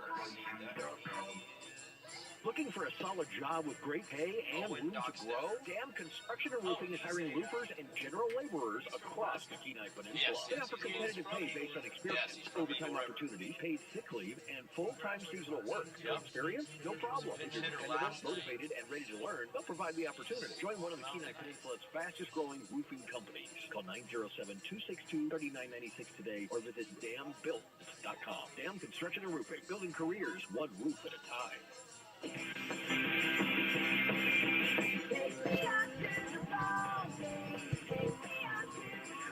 New pitcher on the mound for the Eagle River Chinooks, and it is an Eagle River native. That is Owen Dockstader, who graduated in 2025. Now he's returned home, and he's pitching for his hometown ABL squad, the Chinooks. What kind of stats we got on Dockstader this year? Yeah, an inning and a third so far, has appeared a couple of times for Chugiak. He was actually a pinch hitter last night against the Oilers, and he has 1 total strikeout this year. So hasn't been brought in a ton on the mound, but the freshman going to look to try to keep the Oilers at bay here. I got to say, I am a huge fan, and I love seeing these Alaskan boys returning to their teams to play in the ABL. The Alaska Baseball League has such a mystique about it for kids who grow up around here. And, you know, they've watched their teams play in the summers, and the chance to come and be a part of one of your squads has to just mean the world to these guys. I know that the Oilers, we've got 2. We've got Trent Anonymous and Gabe Smith that are a Kenai and a Sohai graduate, respectively, who have now returned to play for their home team. And it's the first time we have seen hometown players in quite a while returning to play for the Oilers. So has to mean a lot to Dockstader to be out there on the mound. Oh, it absolutely does. And you can hear that whenever you talk to them about having the chance to come back and play for their hometown teams. And these guys, they're not just going out there and playing. They're making an impact. Gabe Smith's been a great bullpen pitcher this year, has gone out there and done well, played well yesterday against the Chugiak-ER Eagle River Chinooks. And now we'll see what Dockstader can do against Jack Holubowski. Now, for all that love that we just gave Dockstader, we hope the Oilers go out there and just knock the baseball all over the place. Yes. So, no disrespect to you, Owen, but we hope the best for you, but we also are hoping the Oilers come out and start tearing the cover off it. First pitch there to Jack Holubowski, misses high and away for ball 1. Holubowski 1 for 2 today, doubled in the third or in the second, reached on an error in the third, came around to score in that inning, and then took a walk in the 5th. So his third official at-bat today, and takes the ball low. Was retired on a 5-4-3 double play in the 5th inning. That was after back-to-back walks were given up by then-pitcher Cade Carrington. That kind of turned the inning for the Oilers, but they did end up bringing a run on an E5. 2-0 pitch. There's a pop-up, towering pop-up, and that's headed for the parking lot. We're going to listen to the crowd here. I didn't hear any O's, so I don't think any cars got hit. Yes, thankfully not. I think that one was back maybe towards the concession stand, and hopefully that's all it hit. At Wasilla High School baseball field, the parking lot is precariously positioned in such a way that I don't think I've ever been there where there has not been a car hit by a foul ball. Oh. There's the 2-1, nubbed weakly off foul to the left side. And Holubowski will even the count up, 2 balls and 2 strikes. Hyde Stadium in Pierce, South Dakota has one just like that. The outfield, the outfield wall has a parking lot right behind it, so anytime there's a home run, you know a car is going to get hit. Man, that's just, hope your insurance covers foul balls. Yes. It seems like one they try to sneak past you, you know what I mean? 2-2 pitch on the way to Holubowski, bounced in from Dockstader, and the count goes full. And this is where Holubowski is going to potentially be aggressive on this 3-2. Opportunity certainly knocking here. You want to get a leadoff batter with no outs here in this bottom of the 7th. Try to put maybe an exclamation point on this game. Oilers with a commanding 8-3 lead. A big bottom of the 3rd where they pushed 6 runs across, punctuated by a 3-run home run from Brooks Hassenclaver. And there's a drive toward left field. That one's deep, and that one's going to need a bigger ballpark. The Oilers send 2 deep in the game. This time, it's Jack Holubowski. The first multi-home run game for the Oilers this season, and one of the few multi-home run games in the league all season long. And the Oilers are quickly becoming the masters of the home run here in this series against Chugiak. 3 total in the last 2 games, and a team total of 8 so far this season. Jack Holubowski, a laser beam home run to left field that just snuck inside that left field foul pole. And Dockstadter's going to have to shake that one off, but the Oilers now on top, 9-3. And what?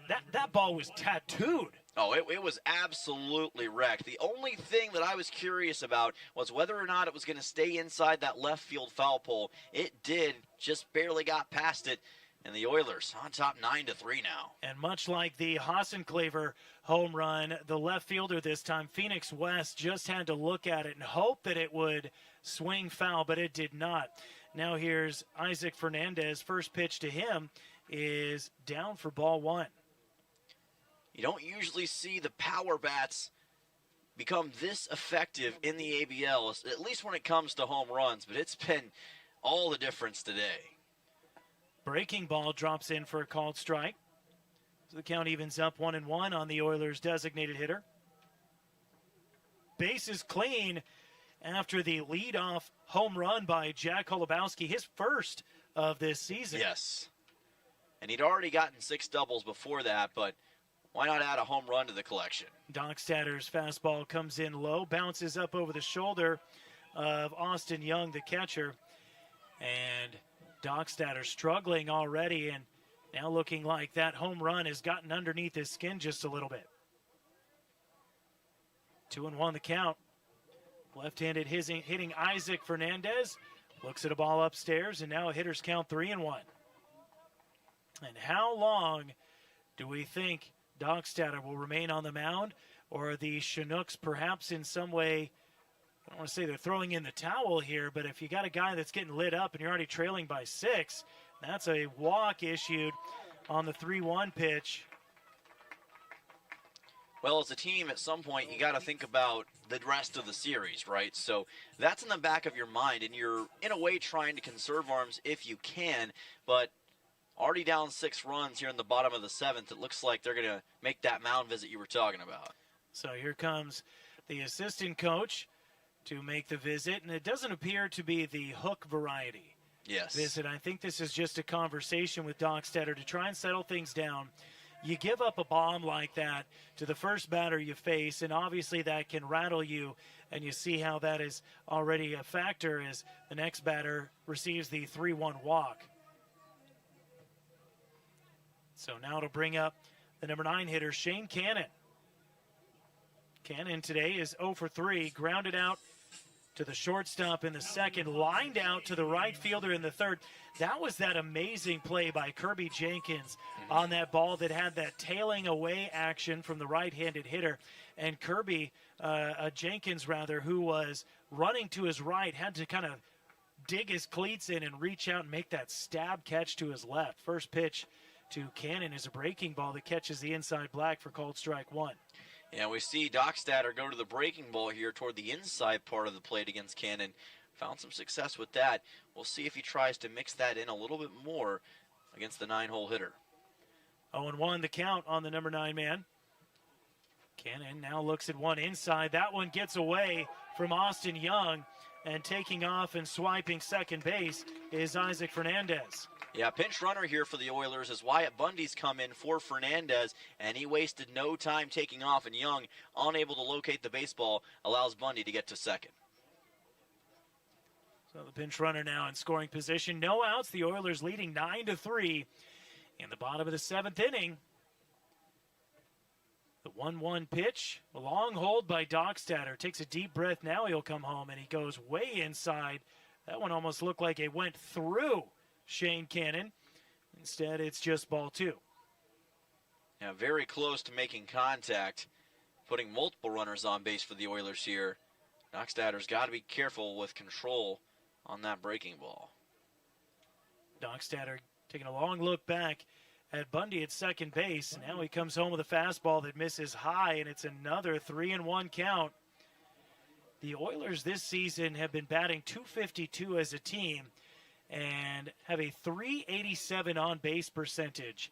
And boy, is it really showing here today. We got a lot of walks that we've worked, some very clutch hitting.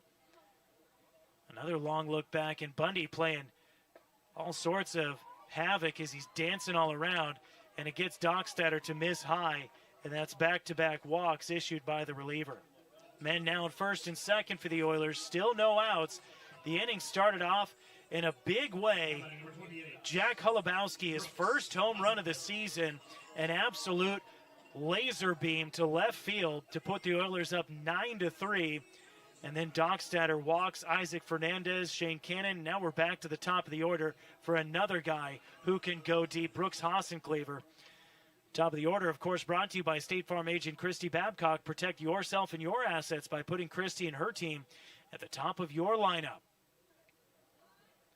Does Hassenclever have another one in him? First pitch downstairs for ball 1. Got 28 walks on the season, as we were mentioning earlier in the broadcast, which, as of effective today, has earned him the nomenclature of Hawkeye Hassenclever. Yes, yes, and I think it's a very apt nickname. No better plate discipline in the league than this guy. There he pops this one up, twisting foul toward the third base dugout, and it's just going to get out of play, and the count evens up a ball and a strike. Just has a great eye for wherever the baseball is going to be in relation to the plate. It probably helps him, I'd say, to get those home runs and those multitude of hits that he already has this season. And you could argue that home run was the real nexus point of this game. And ever since, the Oilers have just been easily on top of Chugiak. Oilers came into this game with 106 runs scored. Make that now 115. With 9 runs on the board and potentially more to come. Here's the 1-1. Down, bounces in, but blocked up in front of him by Austin Young. And the count 2 balls and a strike on Brooks Hassenclever. Yeah, you talked about those numbers that the Oilers have as a team offensively. There's a reason that they're one of the top, or probably the top, offensive team in the ABL. Most of those categories they're number 1 in the league right now when it comes to batting average, runs scored, and on-base percentage. Hassenclever just 4 extra base hits this season, and 3 of them have left the yard. Looks at a strike on the outside part of the plate there, and the count evens up 2 balls and 2 strikes. That's impressive. Yeah, I don't want to say he's an all-or-nothing guy, but usually it's going to be some sort of single or he's going to send it over the fence. That's kind of the hits, or kind of the way he gets hits for the Oilers this season. Either that or he'll force a walk. Very rare to see anything other than that from Hassenclever this year. Dockstader taking a long think here on the mound with a 2-2 count. No outs and men on first and second. Hawkeye Hassenclever at the plate. 2-2 pitch on the way. Downstairs, ball 3, and the count runs full.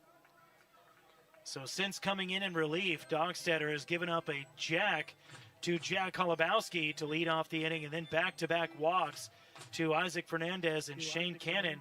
And now Brooks Hassenclever with a chance to do more damage as the Oilers look to pile on. Bottom of the 7th inning.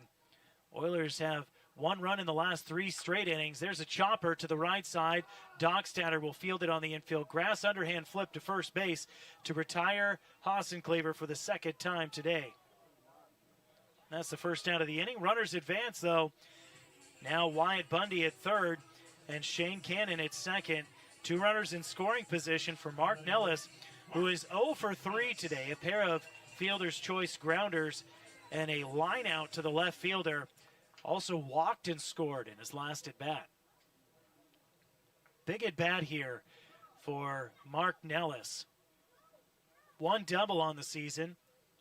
He has 14 RBIs. Twists away from a fastball inside.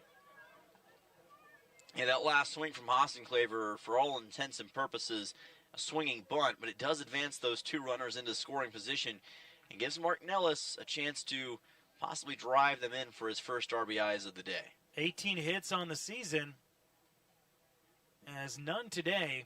And there's a fastball way high, and jogging in to score from third is Wyatt Bundy. And the Oilers now lead 10-3 on the wild pitch.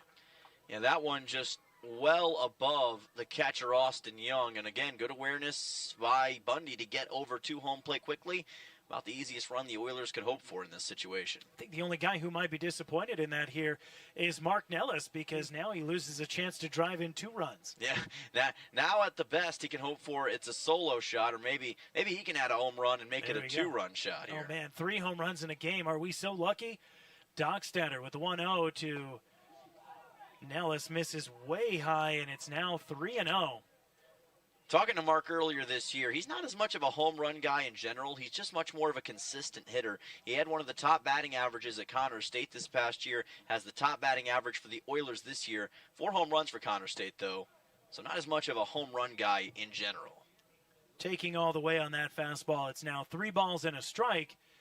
And Mark Nellis came into the game with a .321 average, as you said, leading the team. That impressive stat line. Now a hitter's count here. Pitch coming. Downstairs. Gets away from Young, but he chases it down and prevents Shane Cannon from coming in to score. And that is 3 walks in the inning issued by Dockstader. And the Oilers have runners on the corners, and still the Chinooks dugout is silent. Yeah, I figured at this point they may consider taking Dockstader out, but they're keeping him in right now. Oilers already up by 7 runs, and no signs of slowing down with just 1 out in this bottom of the 7th. You got to feel like this is, at this point, let's get some experience for this guy in this situation. Now here's Nolan Graw. He takes the ball on the first pitch from Dockstader.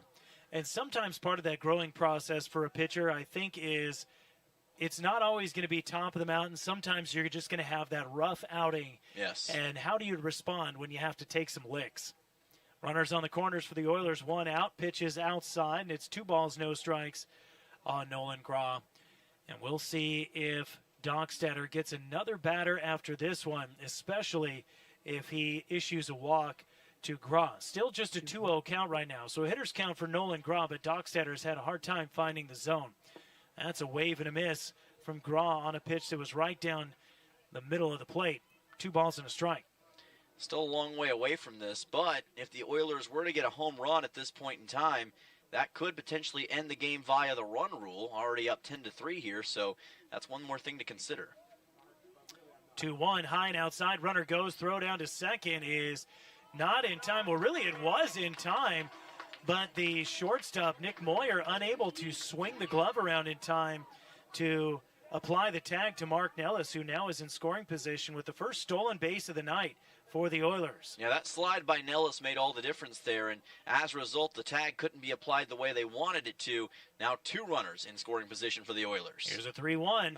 Swing and a miss by Nolan Graw.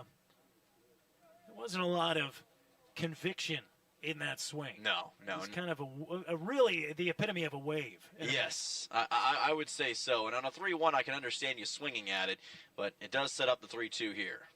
Payoff pitch, 2 in scoring position, downstairs, and that is ball 4.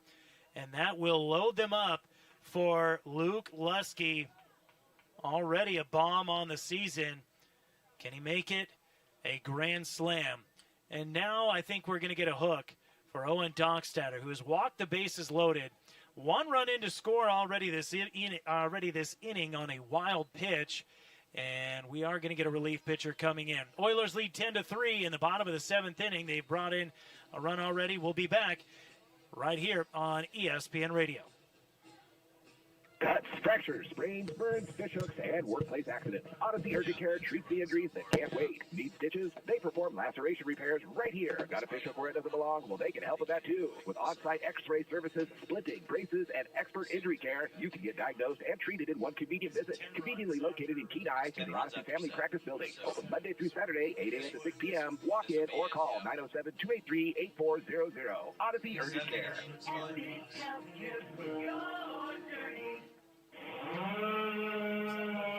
Hazardous trees are such a problem here on the Kenai Peninsula, but they have to be handled, and the place to call is AK Tree Solutions. With many years of experience in residential hazardous tree removal, they offer guaranteed customer satisfaction, and they're very accommodating. AK Tree Solutions also offers tree pruning, and they're licensed and insured. Get those hazardous trees off your property today. Call AK Tree Solutions, 907-398-2903. That's 907-398-2903.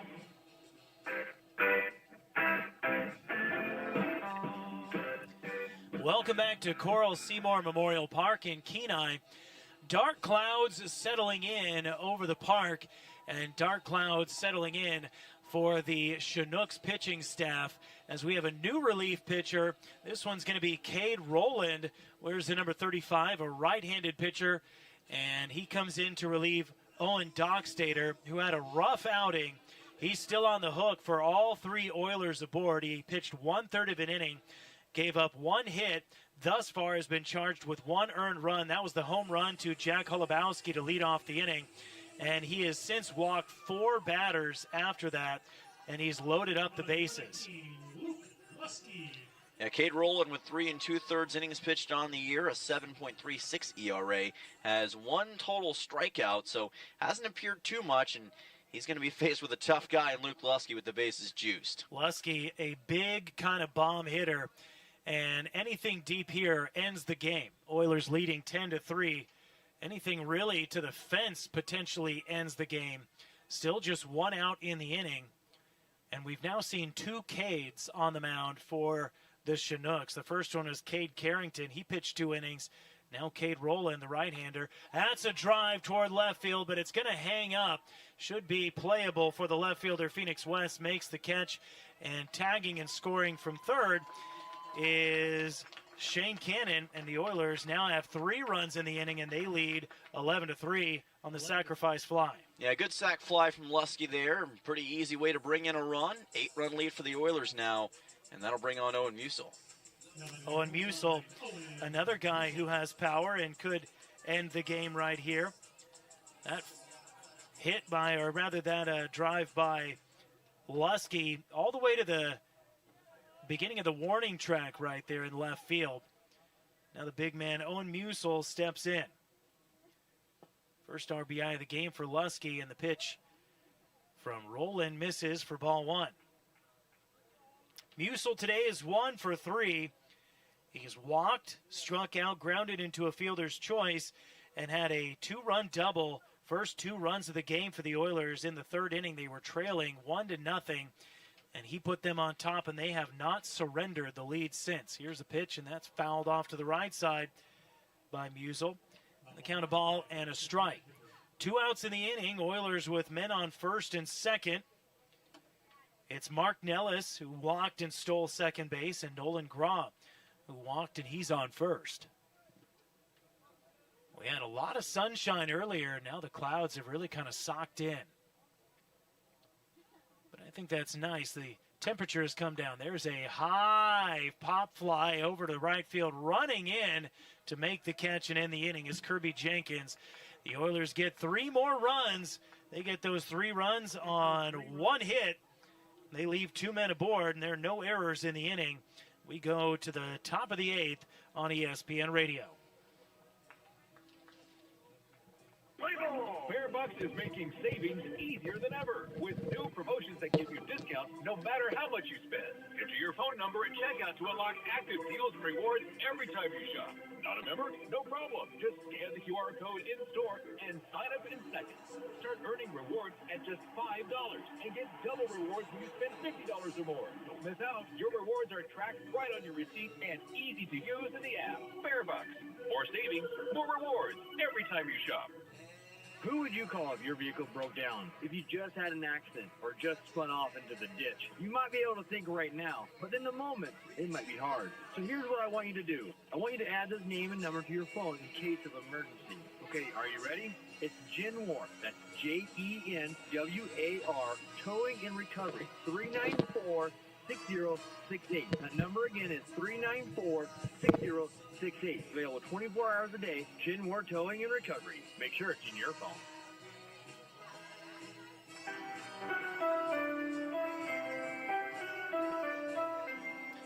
Welcome back to Oilers baseball here on this beautiful Monday evening, July 6th. Nick Sorrell with you alongside Dylan Simmons. And Dylan, this is the answer the Oilers were looking for after, dare I say, a beatdown last night. But, you know, sometimes you got to take a punch and get right back up and give one yourself. Well, you talked about counter punches earlier in the broadcast, and I think that's exactly what the Oilers have done tonight. They've been counter punching their entire way through this game, and that's gotten them to an 11-3 lead. And of course, it was all spurned by that bottom half of the third inning with the 6 runs scored, and they haven't looked back since. And at this point, the Chinooks is trying to find something to go right for them in this 8th inning. It'll be number 13, Luke Zaromsky, to lead things off. The first baseman is 1 for 2. He's doubled, walked, and grounded out. First pitch from Russ Martin is a called strike. Martin has retired all 4 batters he's faced since coming in relief in the 6th inning. And he fires in another called strike here to Zaromsky. Yeah, really working that fastball on Zaromsky. He's been, like you said, very effective so far. His defense has helped him out, too. Martin, the right-hander, kicks and delivers. Swinging miss, strike 3. And he reached back and got a little extra heat on that one. Oh, he did. And he was working at a lightning pace that time on Zaromsky. Got him to swing at that last one. 1/3 of an immaculate inning here for Russ Martin. Let's see if he can keep the pace going against Nick Moyer. That was the good morning, good afternoon, and good night variety strikeout for Martin. Now here's Nick Moyer, who struck out looking in his last at-bat, and the first pitch to him is called strike 1. Went for a breaking ball this time against Moyer and got that to stick as well.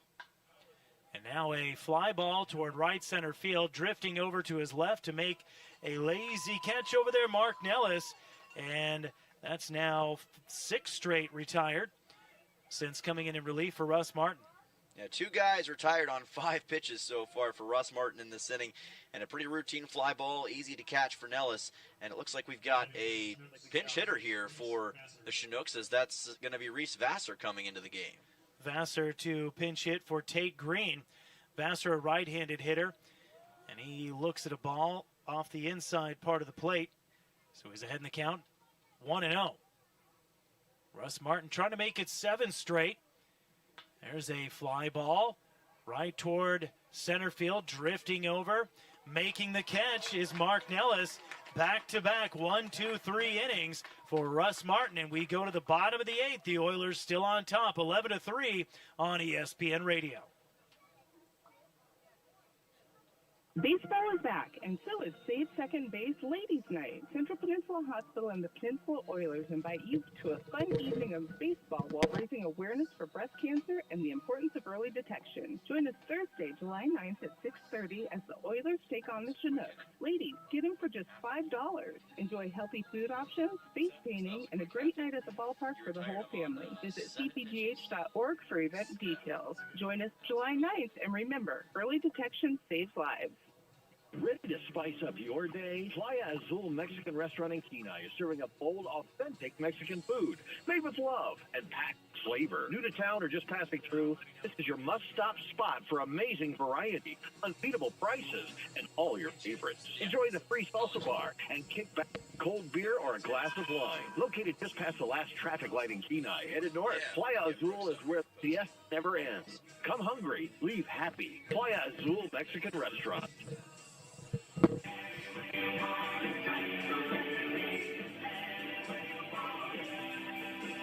Little journey bringing you back from the break.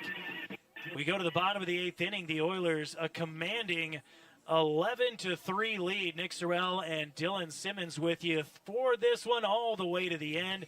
And the relief pitcher, Cade Rowland, back on the mound. He pitched two-thirds of an inning after Owen Dockstader came on in the 7th and struggled a little bit. Yeah, he did, and the Oilers took full advantage of that. 3 runs scored on Dockstader's behalf, including a home run shot from Jack Holubowski. And speaking of Jack Holubowski, he's number 2 in the order to lead off this bottom of the 8th, followed by Reed Oakley. Wyatt Bundy now in the 8th spot. So Reed Oakley digs in, the right-handed hitting catcher today. Normally a designated hitter. Looks at a ball downstairs from Cade Rowland. 1-0 the count. Jack Holubowski on deck. A home run already today for Holubowski. 2 home runs in a game for the Oilers, and they were big ones. There's a foul ball, flared off to the right side, and the count evens up, a ball and a strike on Oakley.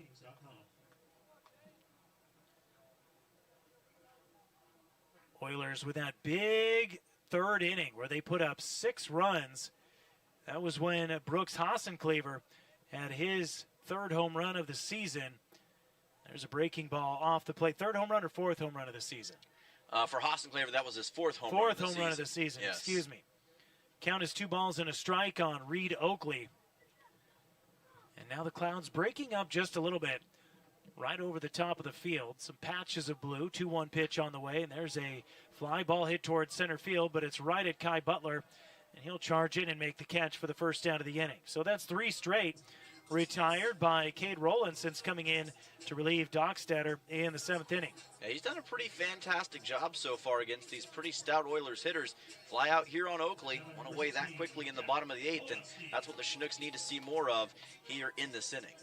Jack Holubowski today is 2 for 3, a double, a home run, and he scored twice, once on the home run and once when he reached on an error back in the 3rd inning. First pitch to him is a slider that is right there. Great pitch from Cade Rowland.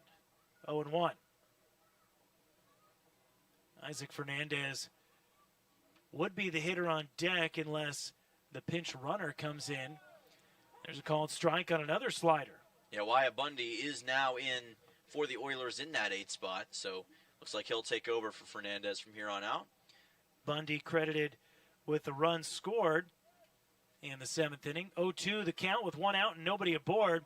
Wave and a miss by Jack Holubowski. That is a 1-2-3 pitch out for Cade Rowland, who is looking very solid. That he is. Not too shabby against a guy who's been really destructive against the Chinooks today. Able to get a quick strikeout as Bundy comes to the plate. Wyatt Bundy bats from the left-hand side. Oilers wearing the white pants with the black vest. Yes. Sleeveless jersey and the red long sleeve undershirt. First pitch to Bundy is low for ball 1. Yeah, that's been kind of a signature look for them this season. They like wearing the blacks because they win in them in a lot. And they are doing so here tonight. 1-0 pitch, again missing downstairs to Wyatt Bundy. And the count quickly 2-0. Bases clear for the Oilers in the bottom of the 8th inning. They had 6 runs in the 3rd. They added 1 in the 5th, another in the 6th, and 3 more in the bottom of the 7th. Now 2 outs and a 2-0 pitch. And misses inside from Cade Rowland. He had retired 4 straight since coming in relief in the 7th. That in danger here with a 3-0 count to Wyatt Bundy. And that one right down the middle for called strike 1. Bundy taken all the way. Youngest player on the team. He's not even in college yet. He's going to play for Yavapai College, but he's a rising freshman in the ranks. Here's a 3-1 downstairs, ball 4. and Wyatt Bundy down to first base for the 2-out walk. Now, when you say heading to Yavapai, are we referring to Bundy or to Cade Rowland? Bundy going Bundy. to Yavapai, yes. Okay. So a man on first for Shane Cannon. Cannon 0 for 3 today. Ground out to the shortstop in the second. A line out to right field in the third. Reached on an error in the fifth and walked and scored as a part of that seventh inning rally for the Oilers. First pitch to him is a slider that breaks off the plate, and it's 1-0. First batter to reach against Cade Rowland. Just a moment ago, Wyatt Bundy taking the 3-1 walk, and with 2 outs, he's on first base. 1-0 pitch, middle with a fastball, and Shane Cannon takes it for called strike 1. Shane Cannon out of UC San Diego didn't appear in the first series for the Oilers this year. Has usually worked as either the leadoff man in the order or the 9-hole hitter, and is taking up the 9-hole spot today. 1-1 pitch, popped high toward shallow center field. We get a trio of players running in, but it'll be the center fielder, Kai Butler, to make the catch to end the inning. And we go to the top of the 9th inning. Oilers up by 8. It's 11-3, closing in on a win in first place in the Alaska Baseball League. We'll be back right here on ESPN Radio. Ready to spice up your day? Playa Azul Mexican Restaurant in Kenai is serving a bold, authentic Mexican food made with love and packed with flavor. New to town or just passing through, this is your must-stop spot for amazing variety, unbeatable prices, and all your favorites. Enjoy the free salsa bar and kick back with cold beer or a glass of wine. Located just past the last traffic light in Kenai, headed north. Playa Azul is where the fiesta never ends. Come hungry, leave happy. Playa Azul Mexican Restaurant. Hazardous trees are such a problem here on the Kenai Peninsula, but they have to be handled, and the place to call is AK Tree Solutions. With many years of experience in residential hazardous tree removal, they offer guaranteed customer satisfaction, and they're very accommodating. AK Tree Solutions also offers tree pruning, and they're licensed and insured. Get those hazardous trees off your property today. Call AK Tree Solutions, 907-398-2903. That's 907-398-2903.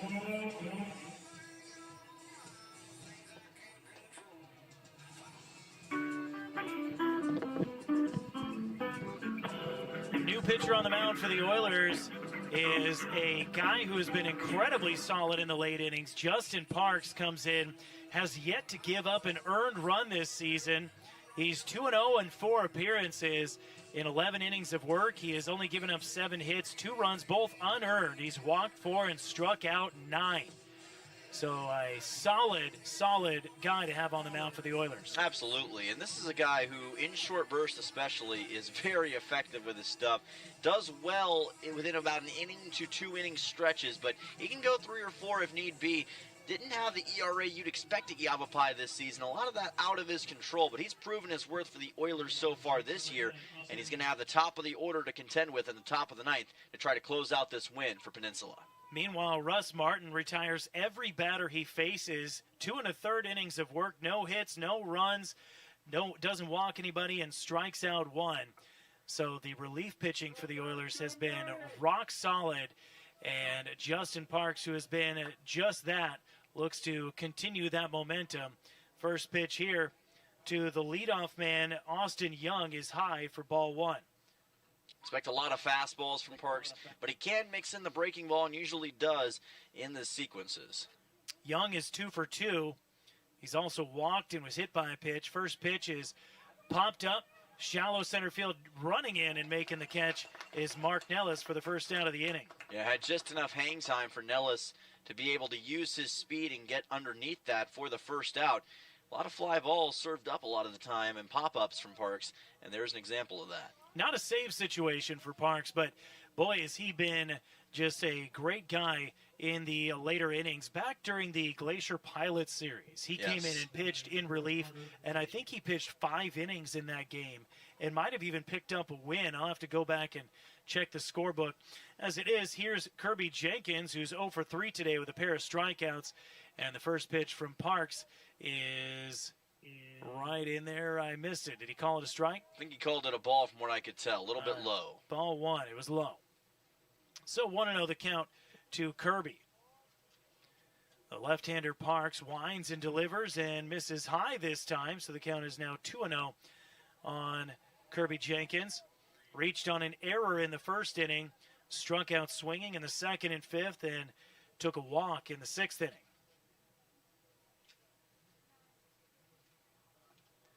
Parks winds and delivers the 2-0.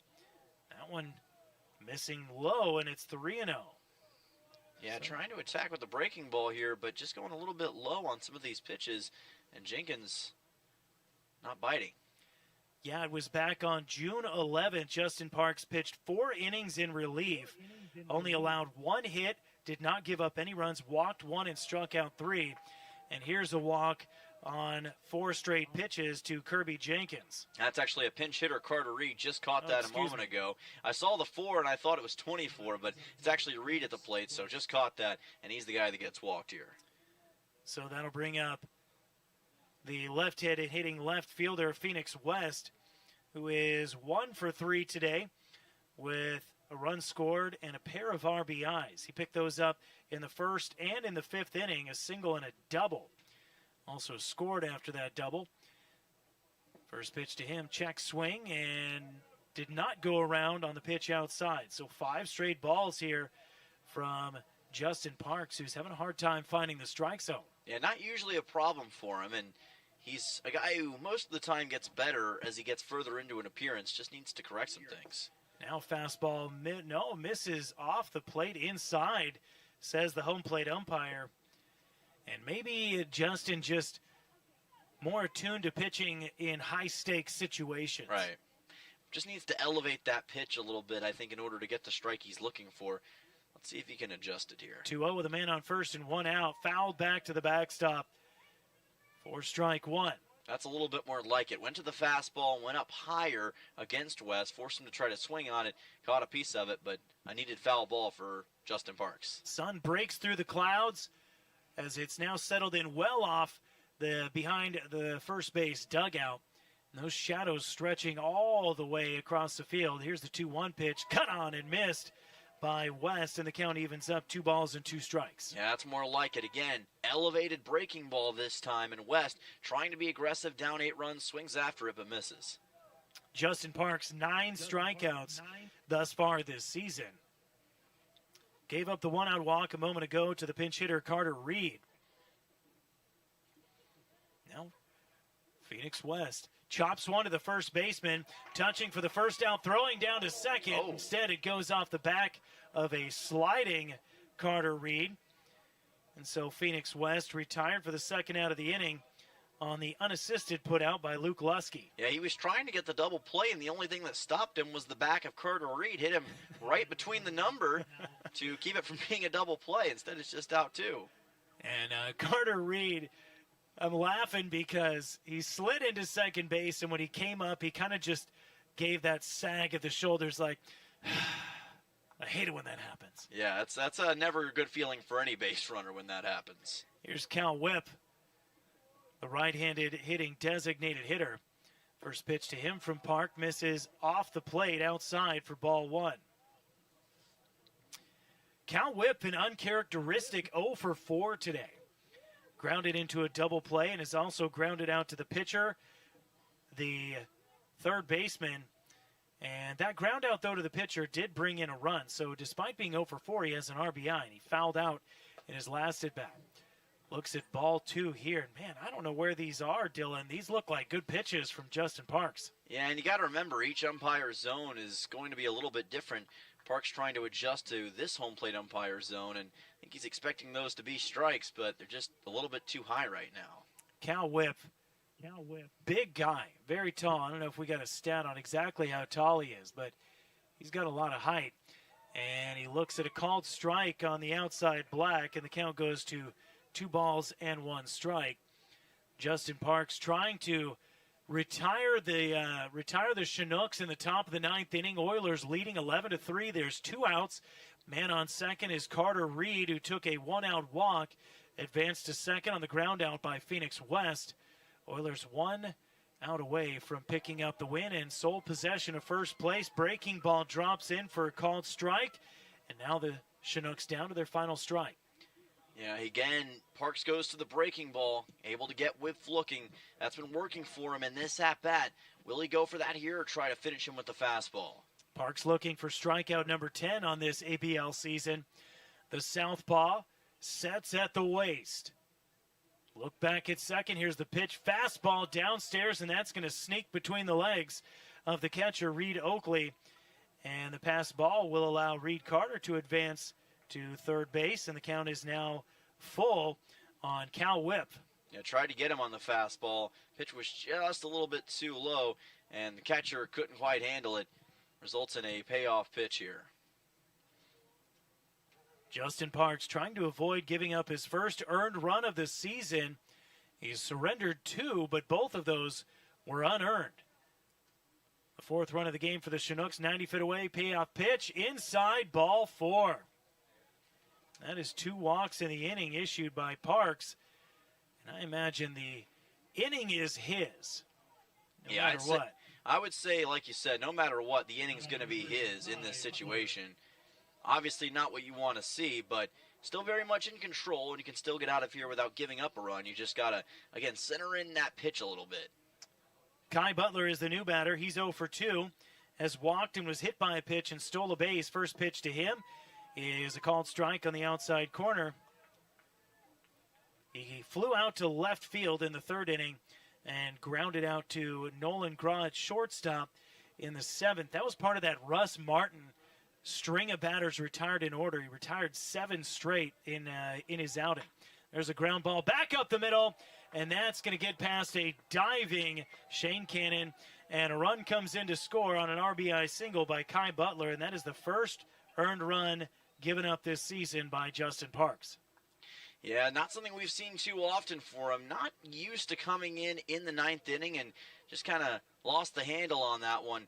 And it allows the Chinooks to make this a 7-run game. And Kai Butler, after his great day yesterday, finally gets an RBI today. And it looks like that may be it for Justin Parks. Or maybe Coach Dawson just coming out to give him a quick chat. I believe it's that variety. Nope, he is coming out of the game. So we will get a pitching change here. Justin Parks on the hook for the runners on first and second base. He goes 2/3 of an inning, gives up 1 run on 1 hit, and he walks 2. New pitcher. We'll tell you who that is when we come back right here on ESPN Radio. Fall is just around the corner. Are you ready for your next chapter? At Kenai Peninsula College, we're ready for you. Registration for the fall semester is now open, offering the classes you need close to home. And big news, our residence hall is now open. You can once again experience full campus life, build lifelong friendships, and live where you learn while taking classes at KPC or any UA campus. Don't wait. Secure your classes in your room today at kpc.alaska.edu. Find your place at KPC. Hello, I'm Marty Hansen, owner and manager of Eyewear Express.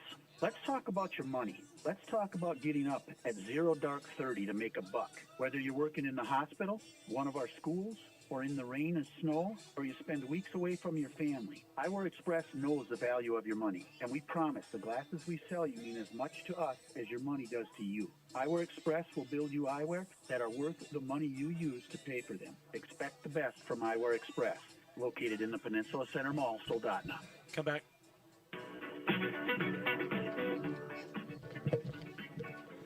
New pitcher is Wyatt Bundy, and this is his first pitching appearance this season. Came in earlier in the game as a pinch runner for Isaac Fernandez, and the first pitch he throws to Drew Hurst misses for ball 1. So Justin Parks pulled after just 2/3 of an inning. He allowed 1 run to come in to score. It was his first earned run given up this season. Allowed 1 hit and walked 2, and there's a called strike from Bundy to Hurst. Yeah, getting an opportunity here as a pitcher late, trying to secure this final out for the Oilers, and I think the idea is get him some experience on the bump. And I'm not sure. We'll have to take a look at the lineup. I don't think he's listed as a pitcher. I think he's listed as a position player. Misses outside to Hurst, and the count goes 2-1. So the Oilers in that part of the game where they'll put a position player out there, and there's a fastball, misses way inside, and it's now 3-1. And I'm going to go ahead and say that, yeah, he's probably a position player.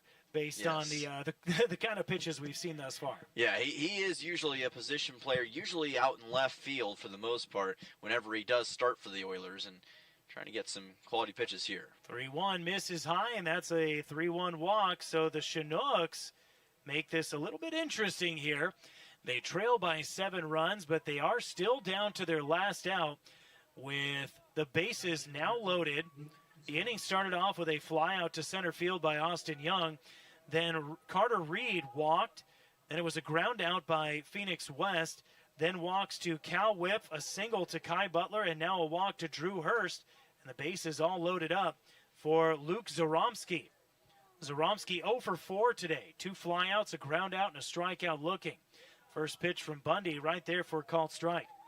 And that was a breaking ball that he needed right there against Zaromsky. Evens the count at 1-1. Took him a little bit, it looks like, to kind of settle in, but maybe he's got a chance to get that going now. There's the 0-1, misses low for ball 1. And I mistakenly read the stat line for Nick Moyer. Luke Zaromsky is 1 for 3. He's got a ground out, a strikeout, swinging, a walk, and a double today. And looks at a ball upstairs here, 2-1. So the Oilers just trying to feed us what appears to be the inevitable, but unable to lock down that third out here in the top of the 9th inning. They lead 11-4, 2-1 pitch, grounded to the third base side. This should do it. Long throw from Holubowski across the diamond in time for the out, and the Oilers take sole possession of first place in the Alaska Baseball League, downing the Chugiak Eagle River Chinooks 11-4 in 9 innings. What a great game, and what a great response by the Oilers from last night. Dylan. Oh, absolutely a great response. This is the haymaker that they needed to come back with against Chugiak today. After getting dominated last night, I think a lot of people may have had doubts about what the Oilers could do today, but as we've seen too many times this season, baseball is baseball, and you're going to get some oddball results every now and then. I think this game goes to show this team is very much still a high-quality squad, and they are very much in the driver's seat to still take the series at home. We'll be right back with your Peninsula Community Health Services postgame show right here on ESPN Radio. Your health matters every day, not just when you're sick. At Peninsula Community Health Services, we're here to keep you well with personalized primary care and preventative services for the whole family. From checkups and screenings to managing ongoing conditions, our caring team is ready to help you stay ahead of your health. Don't wait. Take the first step toward feeling your best today. Call PCHS at 907-262-3119 or online at pchs.org. Peninsula Community Health Services. Healthcare for all. Gotcha. To find a dentist, it can be challenging, and Ridgeway Family Dentistry knows this. Ridgeway is a new state-of-the-art facility offering you pain-free dentistry and is family-friendly. Even if you don't have time to have multiple appointments, Ridgeway Family Dentistry can complete all your treatment in one easy visit. At Ridgeway Family Dentistry, they know how important it is to have a smile and know how that can change your life. For your next dental appointment, call Ridgeway Family Dentistry at 262-8404. The World Cup's coming and everybody's talking defense. Here's a strategy that works long after the final whistle. If your family is complete, a no-needle, no-scalpel vasectomy is a safe, effective move. If you're done building your team, it may be time to strengthen your defense. Dr. Alvarez can perform your procedure in Soldotna or Homer. It's quick, comfortable, and a whole lot easier than chasing toddlers into extra time. Don't leave your future up to a lucky bounce. Split Surgery and Aesthetics, 907-235-1010, and schedule your no-needle, no-scalpel vasectomy. Score some peace of mind and enjoy the games.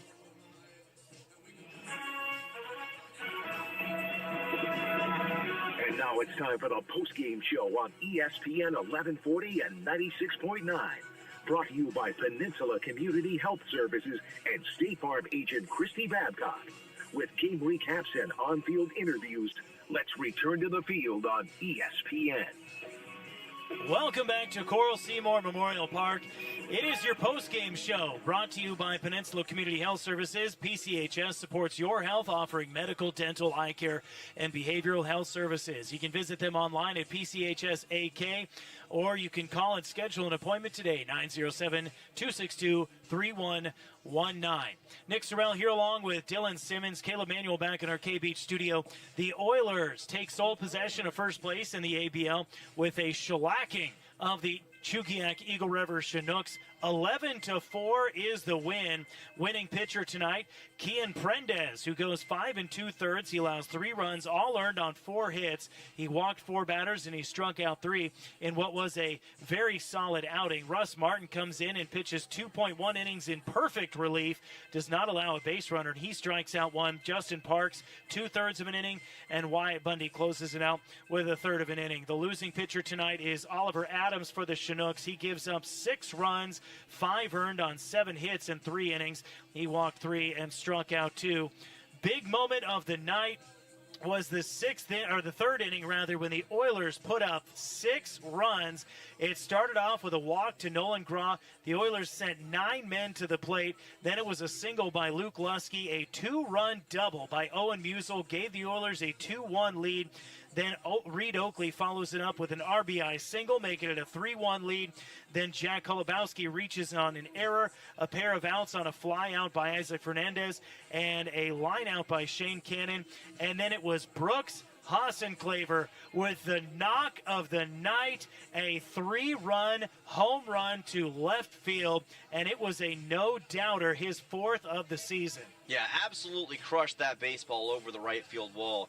And really, that was the nexus point. That was the moment where everything started to turn for the Oilers. That 3-run shot put them out in front for good, gave them the momentum that they needed to make it the rest of the way home with a victory and cruise to this 11-4 win. And like you said, Nick, now at the top of the ABL standings, and this is the kind of performance you can build momentum on and hopefully take this series starting tomorrow for the Tuesday night matchup. So the Oilers now move to 13-7. 13-8. 12-8 now. 12-8, excuse me, at 12-8 to take the lead here in the Alaska Baseball League over the Chinooks. And what a game it was. And that wasn't the only big knock of the night from Brooks Hassenclaver. Jack Holubowski in the 7th inning with the Oilers at that point leading. That was 8-4.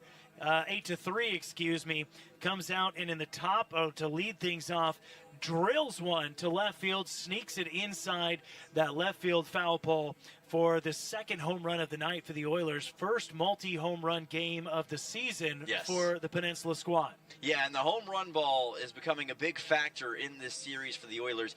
Didn't help them to win yesterday, but they got a home run today and got another one after the fact. And I love to see what Holubowski's doing as this season goes on as well. He started off a little bit slower, but as he's gone further and further, he's getting more and more deep shots, more and more extra base hits, already with 6 doubles, and now he can add a home run to his collection as well. Running it down the lineup here, Brooks Hassenclaver 2 for 4 tonight with that big bomb. He scores 1 run on that home run, and he drives in 3, all coming with that 3-run shot.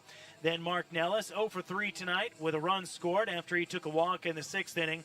Nolan Graw 2 for 3 in his first game back after being out of town, a pair of singles. He also scores a run and drives in 1. Luke Lusky 1 for 3 with a run scored and an RBI. Then it was Owen Musel goes 1 for 4 with a run scored, 2 RBIs.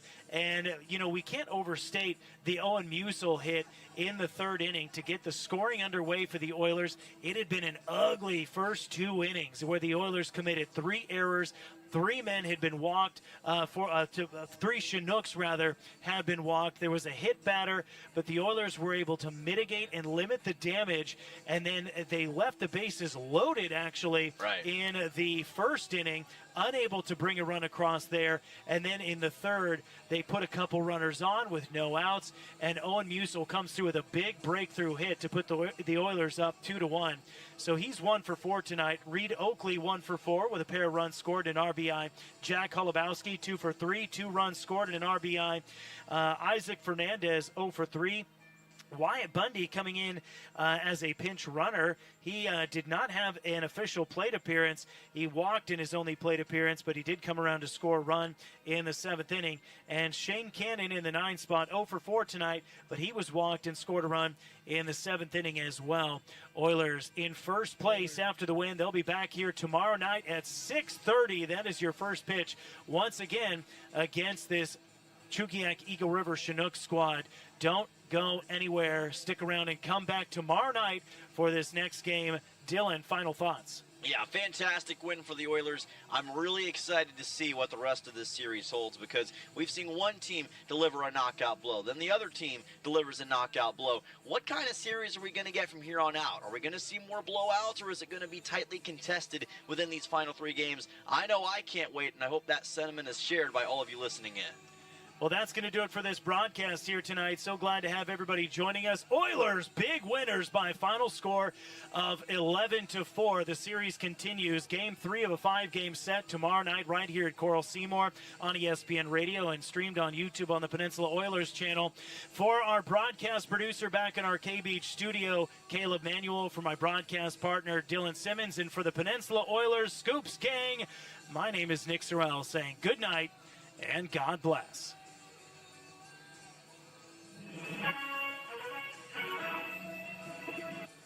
All right, guys. See you tomorrow night. Thanks, Caleb. See you, man.